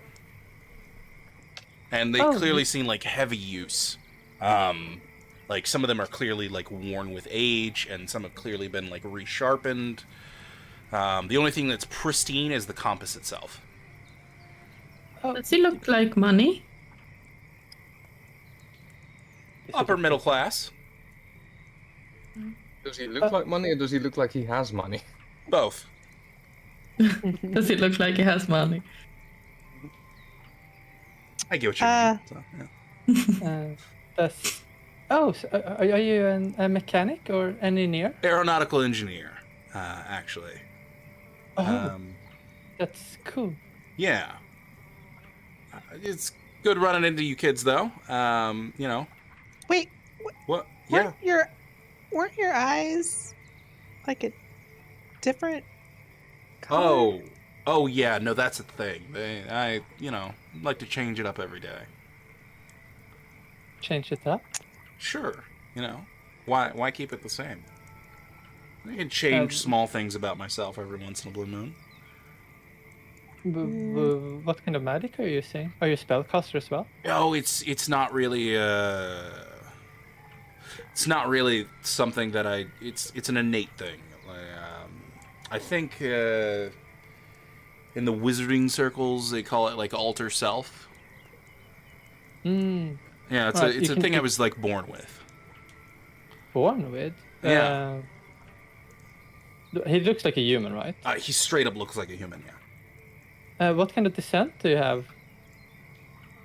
you Interesting. asking for my like family tree? Sure, I can take that. It should actually switch to another page on the book. Let's see. Like that was a completely normal question. Yeah, absolutely. Mother was a half elf. Father was a half elf. He does not have pointy ears. Let's see. Grandfather was a half orc. Grandmother was. This is on my mother's side. Grandmother was a human. Right. On my father's side, grandfather was human. Grandmother was full elf. And then beyond that, don't really know. Yeah. And how long has this ability been in the family? Oh no, I'm the first who's gotten it. That is weird. Are you sure it's unethical? It's not something else? I mean, I've been able to do it since I was 3, so yeah. Have you gone to the academy to get it investigated? Not exactly something I needed to get investigated at the time. I just found it kind of cool and. You might have innate medical capabilities. You might be of like a bloodline of some type. Might be interesting. Possibly. And, I mean, yeah. you could learn more than just that. Sure. And what exact university would I be going to? You can go to the medic college, and she gives like the address, and you can do that. You want to investigate, and it probably costs something, but it's not that expensive because they always want to find new talents. All right. I mean, if you're interested, but I mean, if you can just alter self without just innately, that sounds like you have a potent bloodline, if it is genetical. Okay, this is kind of interesting. All right, I'll give it a shot. I'll check it out. All right, what was your last name? Schmeller. Schmeller. Yeah. Have Yeah, I run into that name anywhere? He yes, was. you have heard that name before. It was. He was the. Go ahead. He was the last. She'll step in. She'll be, he was the last entry in the appointment book for Koldo. Before he died. So he was the last person to see him. Yeah. Yeah, she switched pages. Oh, yeah, that's right. And she looks into her notes. Okay. Yeah. That's coincidence. Yeah, he told us about how Koldo was acting Picks out a banana. different. He was paler, and his rings were on different hands, and he was just. You said it felt like he was acting, like he was going through the motions. Yeah, it's kind of strange. Or like it was just acting like Koldo, but not like. When someone's like severely under the weather, but is like trying to hide it or something. Acting like Koldo as if someone not Koldo is trying to act like Koldo. I mean, that too. Peels like the rest of the banana, pulls it out. I mean... Throws the slip away. Alright. Would you mind if I check something with the spell? Go ahead.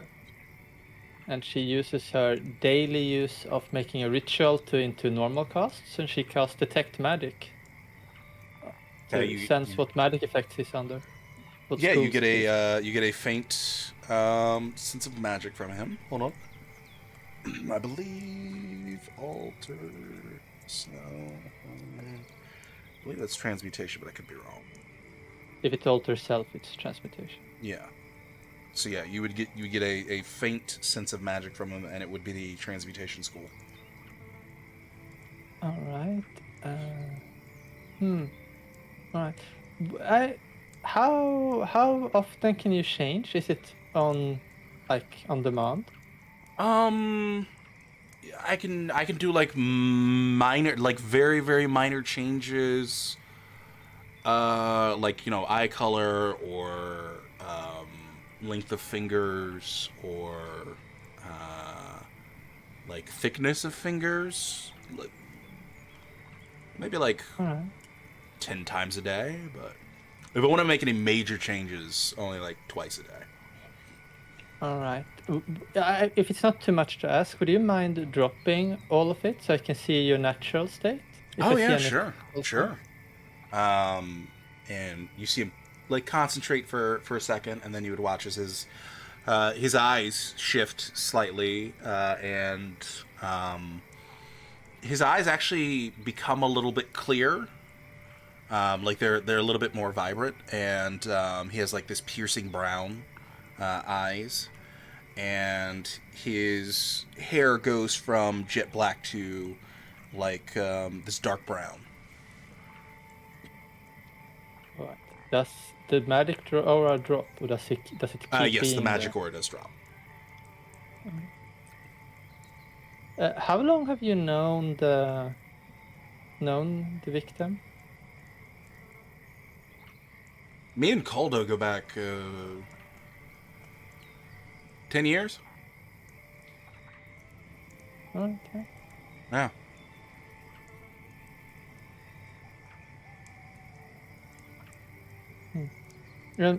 These strange behaviors you noticed on Koldo, was that only the last time you saw him, or was that before?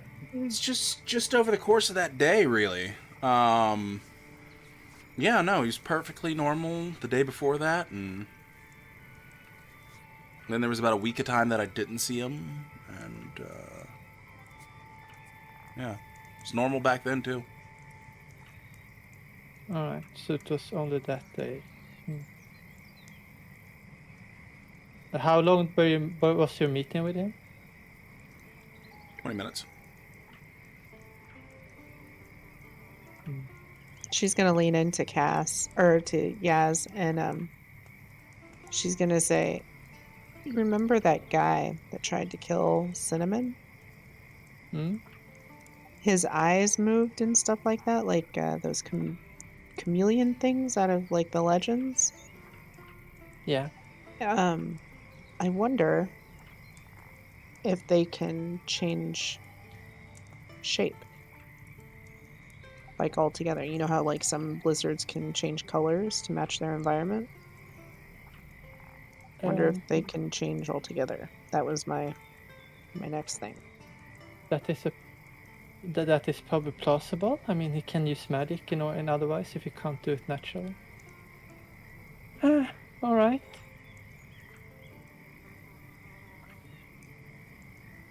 Anything else? Yeah, I guess standard things. If you don't mind telling me what you did before and after you met him. So she changes page, and she looks less interested, but she's still taking the notes. Before I went to go see Caldo, I was in a brothel. After I went to go the Wooden Ferret. It's just down the street. All right. After I went to go see Caldo, or after I saw Caldo, no, I headed back to the Skyport, back to the tower. Okay, to work or? Yeah, no, I had JC-87 was in dock that day, and it needed some serious repairs on its outer fins. It's in the should be in the Sky Captain's log for the tower. If you want to check that out. Oh, it's probably fine. But you were DAC 8. All right. 87, you said. Yeah. All right. And what did he say? Because I actually missed to take the note of it. What is the brothel's name? The Wooden Ferret. Ferret. Wooden Ferret. That was it. I asked ferret, and then I was like, what did he actually say? All right. Okay. Cool. All right. Okay. Well, you should probably check that magic thing. It might be useful, especially for your work, if you can have other magical abilities. Sure. Yeah. I'll get it checked out after work. Pulls out another apple. Starts munching on it. Thanks for your time, Ben. Yeah. No. Don't forget Siren's Call. Yeah. Thanks for the tip. Yeah, thanks. And then she looks over to Niasa and then whisper, Siren's Call? What was that? I asked him for like a tip on where to go for that date with Justin. Okay. He turns on his I heels, was by the way, and happy you with watch as he turns, his hair goes back to jet black. And he just starts making his way. Odd fella. Yeah, but kind of savvy. Like him. Also, if you're just going for a drink, why not at Widow's Whisper? I mean,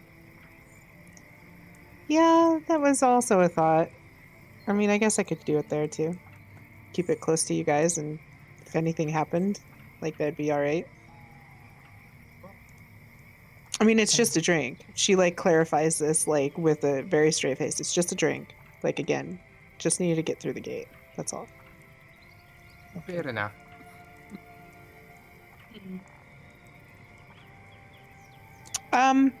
Yeah, so we got to turn in the rest of this stuff and collect the rest of our cash, and I mean, it's gonna be really nice to get a bath. I'm not gonna lie. After being in the swamp, Yes. it's gonna be nice. Yeah, that's going to be very good. All right, let's go to the academy then. For me to do. Speaking of swamps, I have all this swamp music going right now. There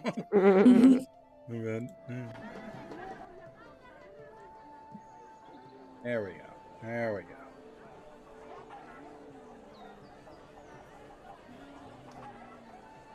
Do you think All we right. should have a name for our little company here, guys? Are we going to do more work together? Then yeah, I think we should. I mean, I kind of like you guys. I don't know.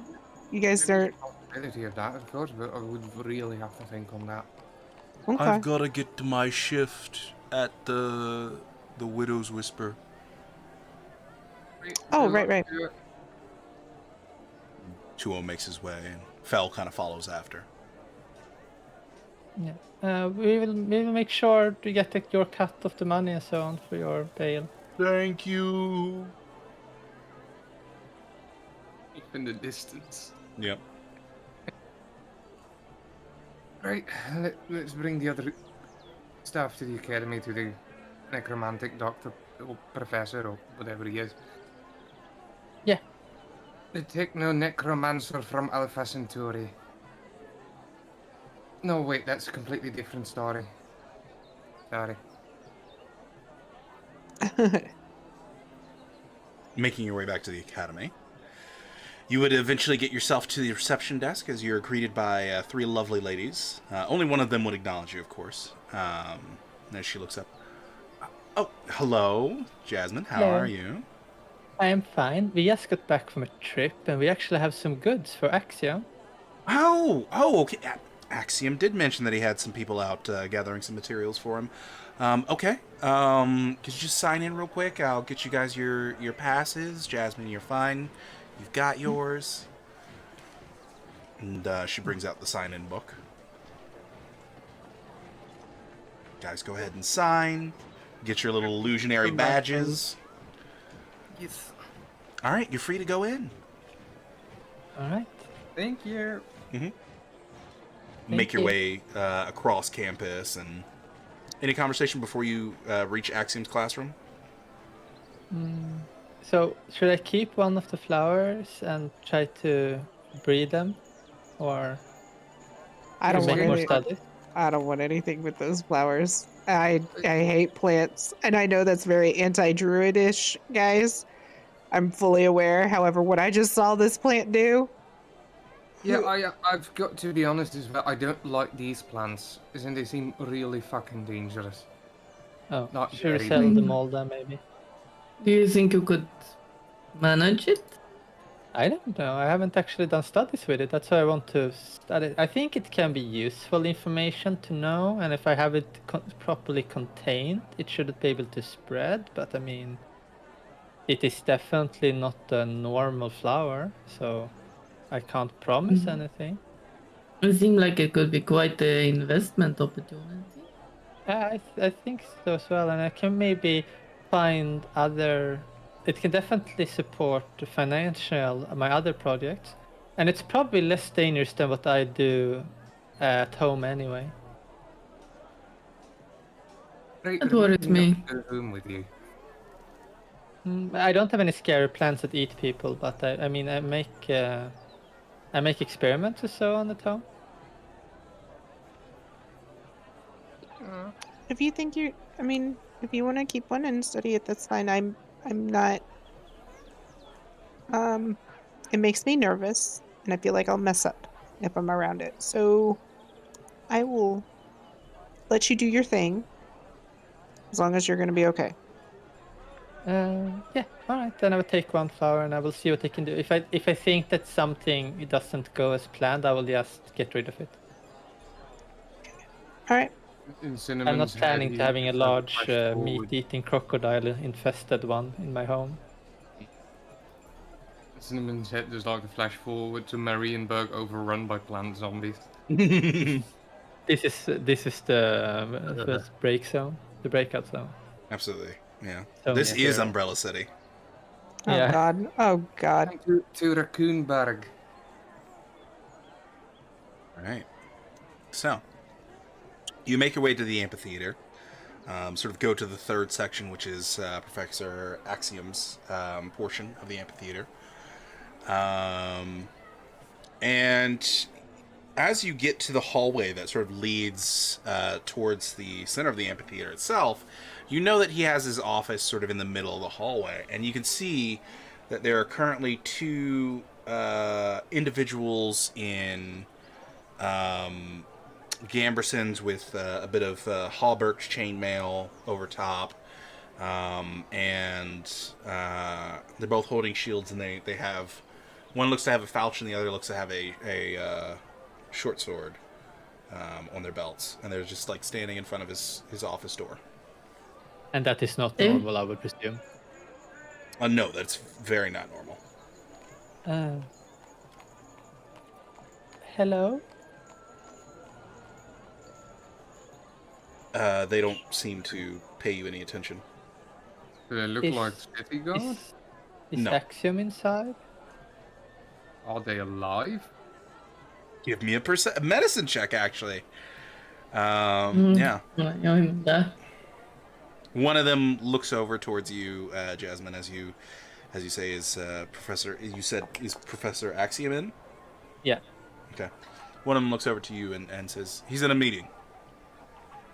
24. Yeah, they're breathing. Yeah, so I got a gets natural really close 20. in their face. David, To check natural this. 20. Oh man, they look That's tasty. 19 total. Yeah, they look tasty. They're not Um, undead, so I don't think these are the professors. No, just why fits. they... Obnoxiously. All right, I guess we wait. Is there any benches or thing in the corridor? No, absolutely not. It's like a corridor that's barely big enough to hold two of you side by side. It's all stone.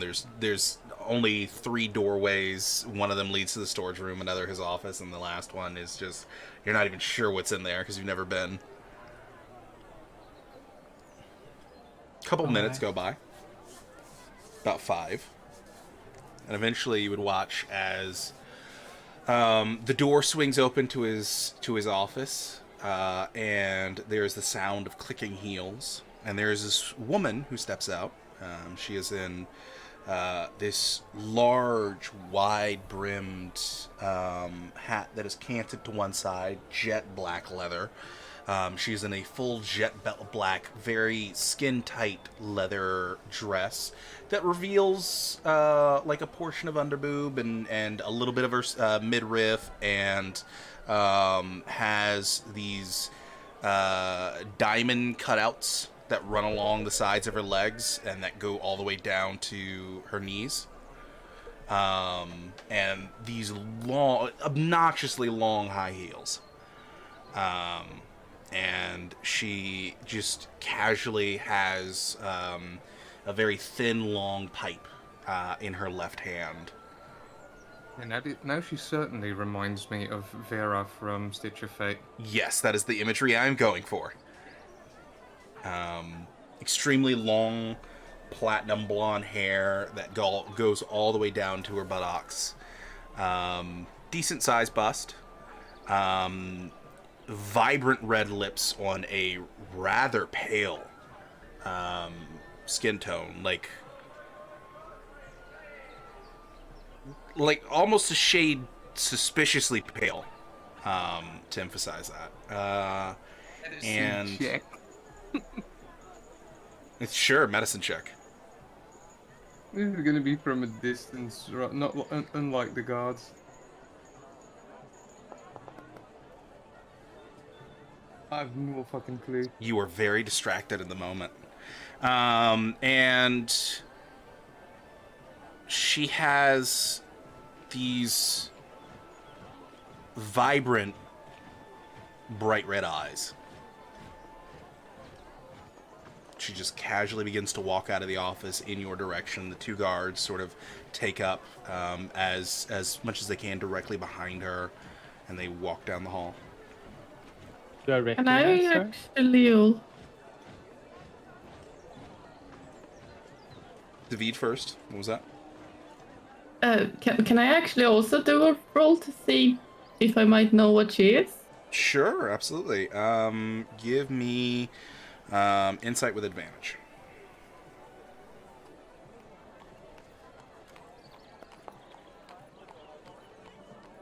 Okay, 15. See? Time, skin tone, overall demeanor, probably pretty similar.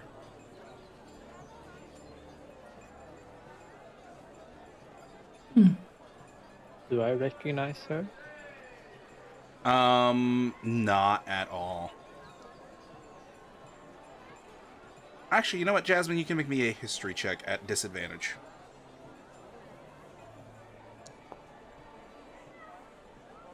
$11. Yeah, no, you do not recognize this woman. Alright. And she just, if you guys don't say anything, she immediately just pushes past you guys without a word, and flicks a bit of ashes from her pipe as she goes by. Well, good day to you two.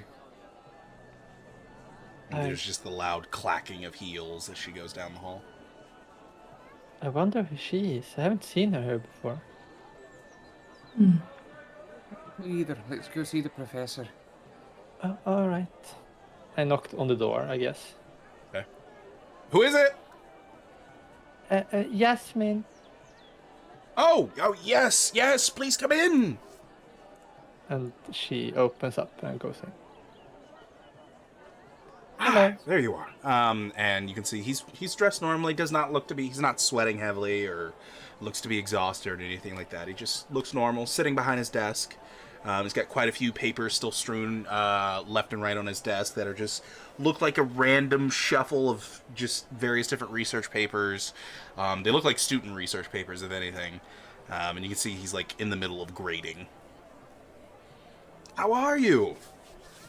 Yeah, I'm fine. We actually just came back from the march. Oh, fantastic. Any chance that we may have gotten ourselves a hand on any ingredients? Yes, we did. So here, and she first pulls up the bundles. These are bushel. This is lily berries. and they're fresh. Very good, very good. All right. And then we have 3 young sprouts of blood roses. Oh, As she okay. looks All over right. to the one holding the pots. I don't know which one is carrying the pot. Maybe it's her construct. Probably your constructs, yeah. Yeah. Okay, So okay. if they are too young, we can use. No, it's fine. I can spend some time. I've got a good friend who can mature these up a bit. So they should do. All right. And that's the things we found that we could take. We had some other goods that took up. Well, we had to speed up our timelines. We didn't have time to collect any toads or stick buds or vines. Okay. All right. Interesting. All right. I did manage to spot or hear a toad. It sounded almost like a woman screaming. For some reason. Ely? Yeah. Oh, never heard one of those before. No, I only heard it during the middle of the night, so it was not really a good time to go wandering into the woods to find it. Interesting. Well, ooh. Oh boy. Okay. All right. Let me go get. Let me go get that money. 1 second. And he makes his way out of the room. You guys can choose to follow him if you want to. No, I will stay there. Okay. Unless he waves to follow. He does not. You would hear a door open up towards the storage room and a bit of shuffling. And, your DM, embarrassingly, would like to ask, what was the contract that you guys had agreed with him? Because I only wrote down a small portion of it. All right. The contract was a bit open because of the different. You didn't know. The only thing that there was 2 numbers that was mentioned. It was for 2 blood roses. It was 200 gold. Okay. And there was also mention of 600 gold if you could get the blood roses and the vines and the Right. berries, I think. And then it was a bit iffy how much it would be divided in. Right. Because we would basically have a discussion about the price more exactly depending on what we actually could bring. Okay, gotcha. All right. The only So in thing that that was case, certain was 200 gold with 2 blood roses. yeah. In that case, he makes his way back. I mean, he's carrying a bit of a chest, and he comes into the room. Okay. All right. So, all right. How many do we have?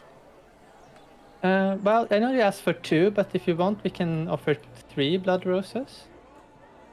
Okay. They're And not then we matured have- up, so I'm gonna knock the price a little bit off. But yeah.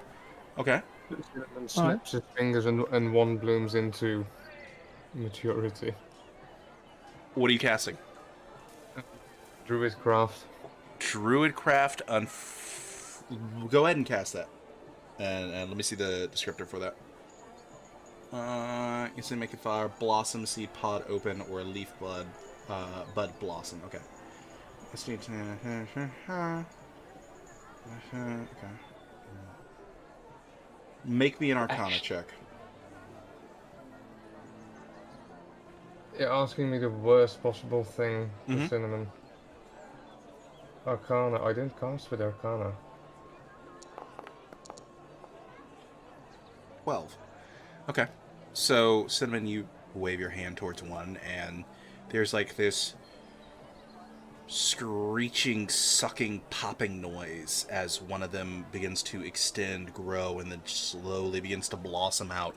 There's this black ichorish, almost like sticky blood that is in between each of the petals as it slowly begins to bloom out. Rows of sharp teeth begin to protrude from the petals themselves, and there's this clear fluid that just begins to seep from inside and into the pot itself. And as it begins to seep into the pot itself and hits the dirt, you would see small little trails of smoke beginning to come out of the dirt. What did he do? Looks over to the. That is kind of nasty. I didn't expect that. And as it sort of finishes blossoming, you watch as 12 of the small tentacles just begin to writhe out. And initially, they're all independent, but they slowly just sync themselves up and then go in a slow wave from left to right. That is amazing! Wow. Okay. Never to do that again with any scary plans. That is weird. That is. She takes up his notebook and starts noting down stuff You watch as about the pattern. an unfortunate little fly gets a little too close to one of the tendrils, and immediately the tendrils shoot out like an additional 5 inches, grab onto the fly, and then drag it into it, and the entire flower just closes back up. And there is this sound of like squelching fluid as it bioluminesces, the blue bioluminescence starts to spread through the flower. And there's like this meaty pulping sound for like a good 10 seconds, and then it just begins to slowly open back up. And once again, the acidic drool begins to hit the dirt once more and sizzles for a little bit. Be absolutely fine with never seeing one of those again after today. Ooh. Okay. All right. I'll give you 800 gold for the whole lot. All right, that sounds good. And yeah. Quickly opens the chest, starts going through the gold. He gets to like the 700s, and he scrapes like the bottom of the chest, and he's like, well, shit. Give me a moment. He puts it all down. He puts it back in the chest, closes the chest, locks it really quick. I'll be right back. And he picks up the chest and runs out of the room. That went well. That was good thinking. Yeah, Looks over after to- seeing the effect of that, I'm not entirely sure if that is... Yeah, I guess. Cinnamon seems really unconvinced by that being a good idea, but yeah. Now I know exactly what to plan for when I'm going to have this growing inside my home. It's perfect. It was a good demonstration. Right. Cinnamon's... Oh. It would be interesting to see if they react then to magic. Maybe if they eat a fly with some magic effects on it, what it would happen. I fear to imagine. About 10 minutes go by. 11 minutes. I see him burst through the door. All right, I'm back. Sorry about that. Anyways, puts the chest down on the table, unlocks it, opens it back up. Here you go. Scoots Thank you. all the gold onto the table, and the chest is now completely empty. He's just spent his entire fiscal year budget on this. All right. Yeah, David, you take the money? Sure. And if you don't mind me asking, the woman who was here before us, Oh, do you mind who was that? I feel like I recognize her somewhere. that was Lady Elizabeth Soon. I believe her husband's in court right now. Do I know who she is now and I hear the name? No, but you recognize that last name. Yeah, I was about to say, that sounds like Noonion's Yeah, last that's his name, Noonian Soon. Yeah, that's her husband. Yes. Who was that? You see Cinnamon making a face, and then he flies down, and he's trying to sort of imagine the height of Noonian Soon. Then Yeah. he flies up to sort of try to imagine the height of the woman. And then you see his brain like crunching, and he's like, Yeah, Nunez Soon was the one that is maybe implicated in the crime. The half- yeah, I'm aware, but it's just... yeah, but they say to David. Okay. Or my He had head an hurt. interesting look.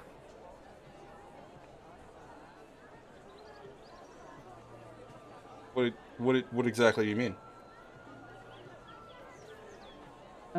He has been well, he's accused of being a part of murder. Oh, okay. All right.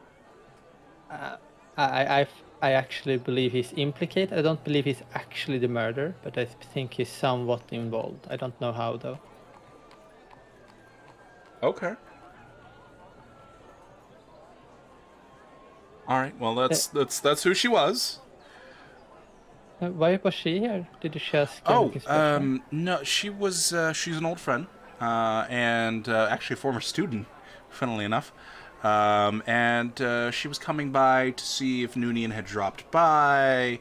I think she's like investigating into exactly how he ended up in jail. Yeah. Oh, Hmm. Yeah, that's good, I guess. Isn't someone extra investigating this might actually get more result than just us?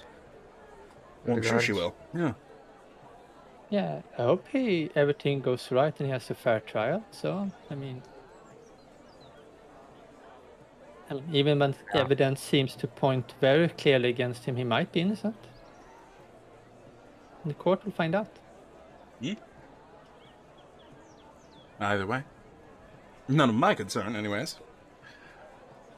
But yeah, I let her know that he'd come by. He said hi, but other than that, no real discussions between myself and him. When did he come by? Uh, I think 2 days before he was arrested. He didn't come here asking for anything with disguise or alter self or something No, things no, like no, no, that. no, no, no. No, he came to congratulate me on the fact that I got the land grant from the city, and Ah, yeah, and he gave a little demonstration on I believe it was physics. Yeah, I was out of the classroom at the time, so he entertained the kids for a little while, and all right. then he left.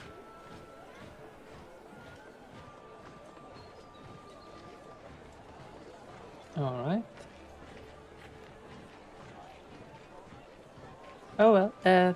Thank you for the deal, and I will we get going. Um, do you have anything else you want to ask for? If or Well, isn't no, I think actually this is gonna satisfy my curiosity for quite some time. So, but if you can get your hand on any of the other ingredients, I'm always open. all right? I will keep it in mind and see if I find it. Definitely.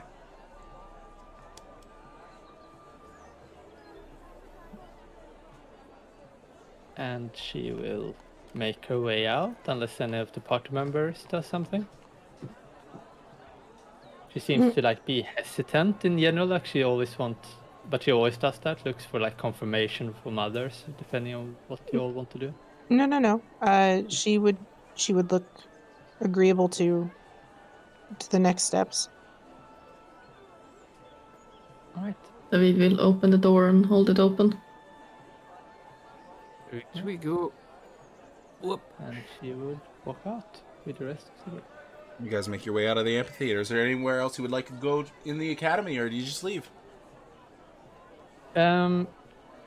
I need a terrarium, so maybe they can do they sell that at the academy?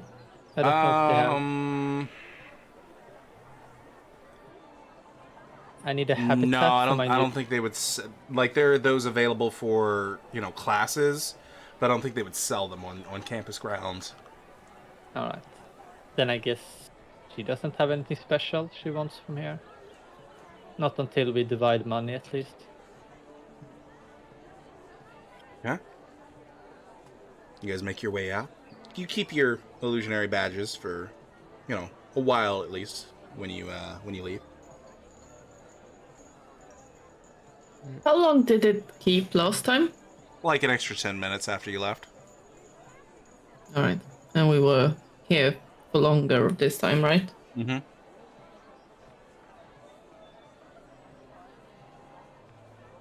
Right. Shall we reconvene at the Widow's Whisper? Mm-hmm. Yeah, that sounds good. Alright. I just want to not go around with the plants. I will go and buy a terrarium or something, and then I will place it at home, Alright. and then I will Right. meet you up at the inn, or where do you want to meet up? Yeah, Maybe that's in- fine. Yeah. Should we just Like split really. this money right away? It's an idea. Uh, so here's my question about the money. Turo, the turtle, uh, has that 400 gold fee on. 475. 450. Yeah. Was it And- 75? No, it was 50, I believe. Okay, maybe I just have it wrong. So, I don't know. What do you think, guys? Like, we put that 400 towards that, and to pay it off. I don't know. I think it could be nice to pay it off. Especially if you're gonna do things together more, it feels right to not always have have to ask for permission to leave town and so on. Yeah, I'd agree with that. So I'm good with adding my contribution to paying Yeah. off his thing. It sounds fine to me. Or. So I guess What about everyone gets 100 gold now, and then we save the rest for the pot and pays off the debt, and then keep the remaining until we know what to do with the rest?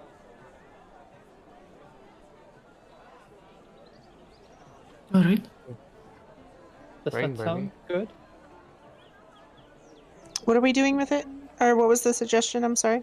That we take 100 gold each, and then we pay off the debt with what's left, and what's remaining after that we just keep in the pot, so to say, until we know what to do with it. Maybe we need investment if we're gonna go somewhere, like if you want to buy equipment. Sure. What's the total that we have after? So I know we got 400 from Auntie. 1200. Yeah, And well, then what did we get for the turn in the We have a items? total of 1200 We have a total of 1,200. Okay. in pure cash. Okay. Oh, Yeah, I'm good with 100 each, and then seeing what we do with the excess after. But yeah, I'm good with paying off the his debt to the city. all right. right. Everyone take 100 gold. I put 100 on the side to 2, and then I the rest in the pot. Okay. Fantastic. Yeah. All right, let's see here. 100 gold. My sheet doesn't want to cooperate. Okay, now it wants to.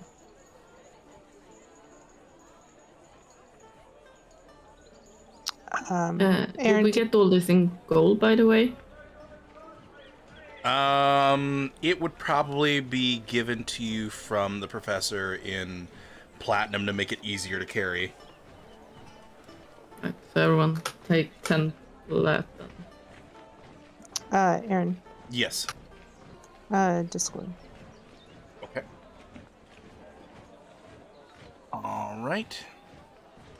Yes. And then yes, gotcha.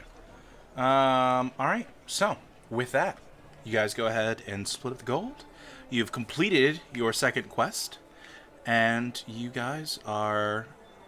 I'm assuming one of you. So Jasmine's going out to get the terrarium. Yeah. Are you also going to go to the courthouse and get that taken care of as well before you go, or are you going to send someone else for that? It depends. I guess I could do it on the way. so Okay. they can have some free time. I don't think my character minds just walking around doing things like that. All right. And fantastic. she was, after all, a signed lawyer. So Fantastic. All right. So, with that, the group temporarily splits up a little bit. And that is where we are going to call this episode. Thank you all so much for coming. We greatly appreciate each and every one of you, and we want to see you next time. So make sure to follow, subscribe, whatever you got to do so we can see your pretty face again. All right. Adios. bye bye. Later.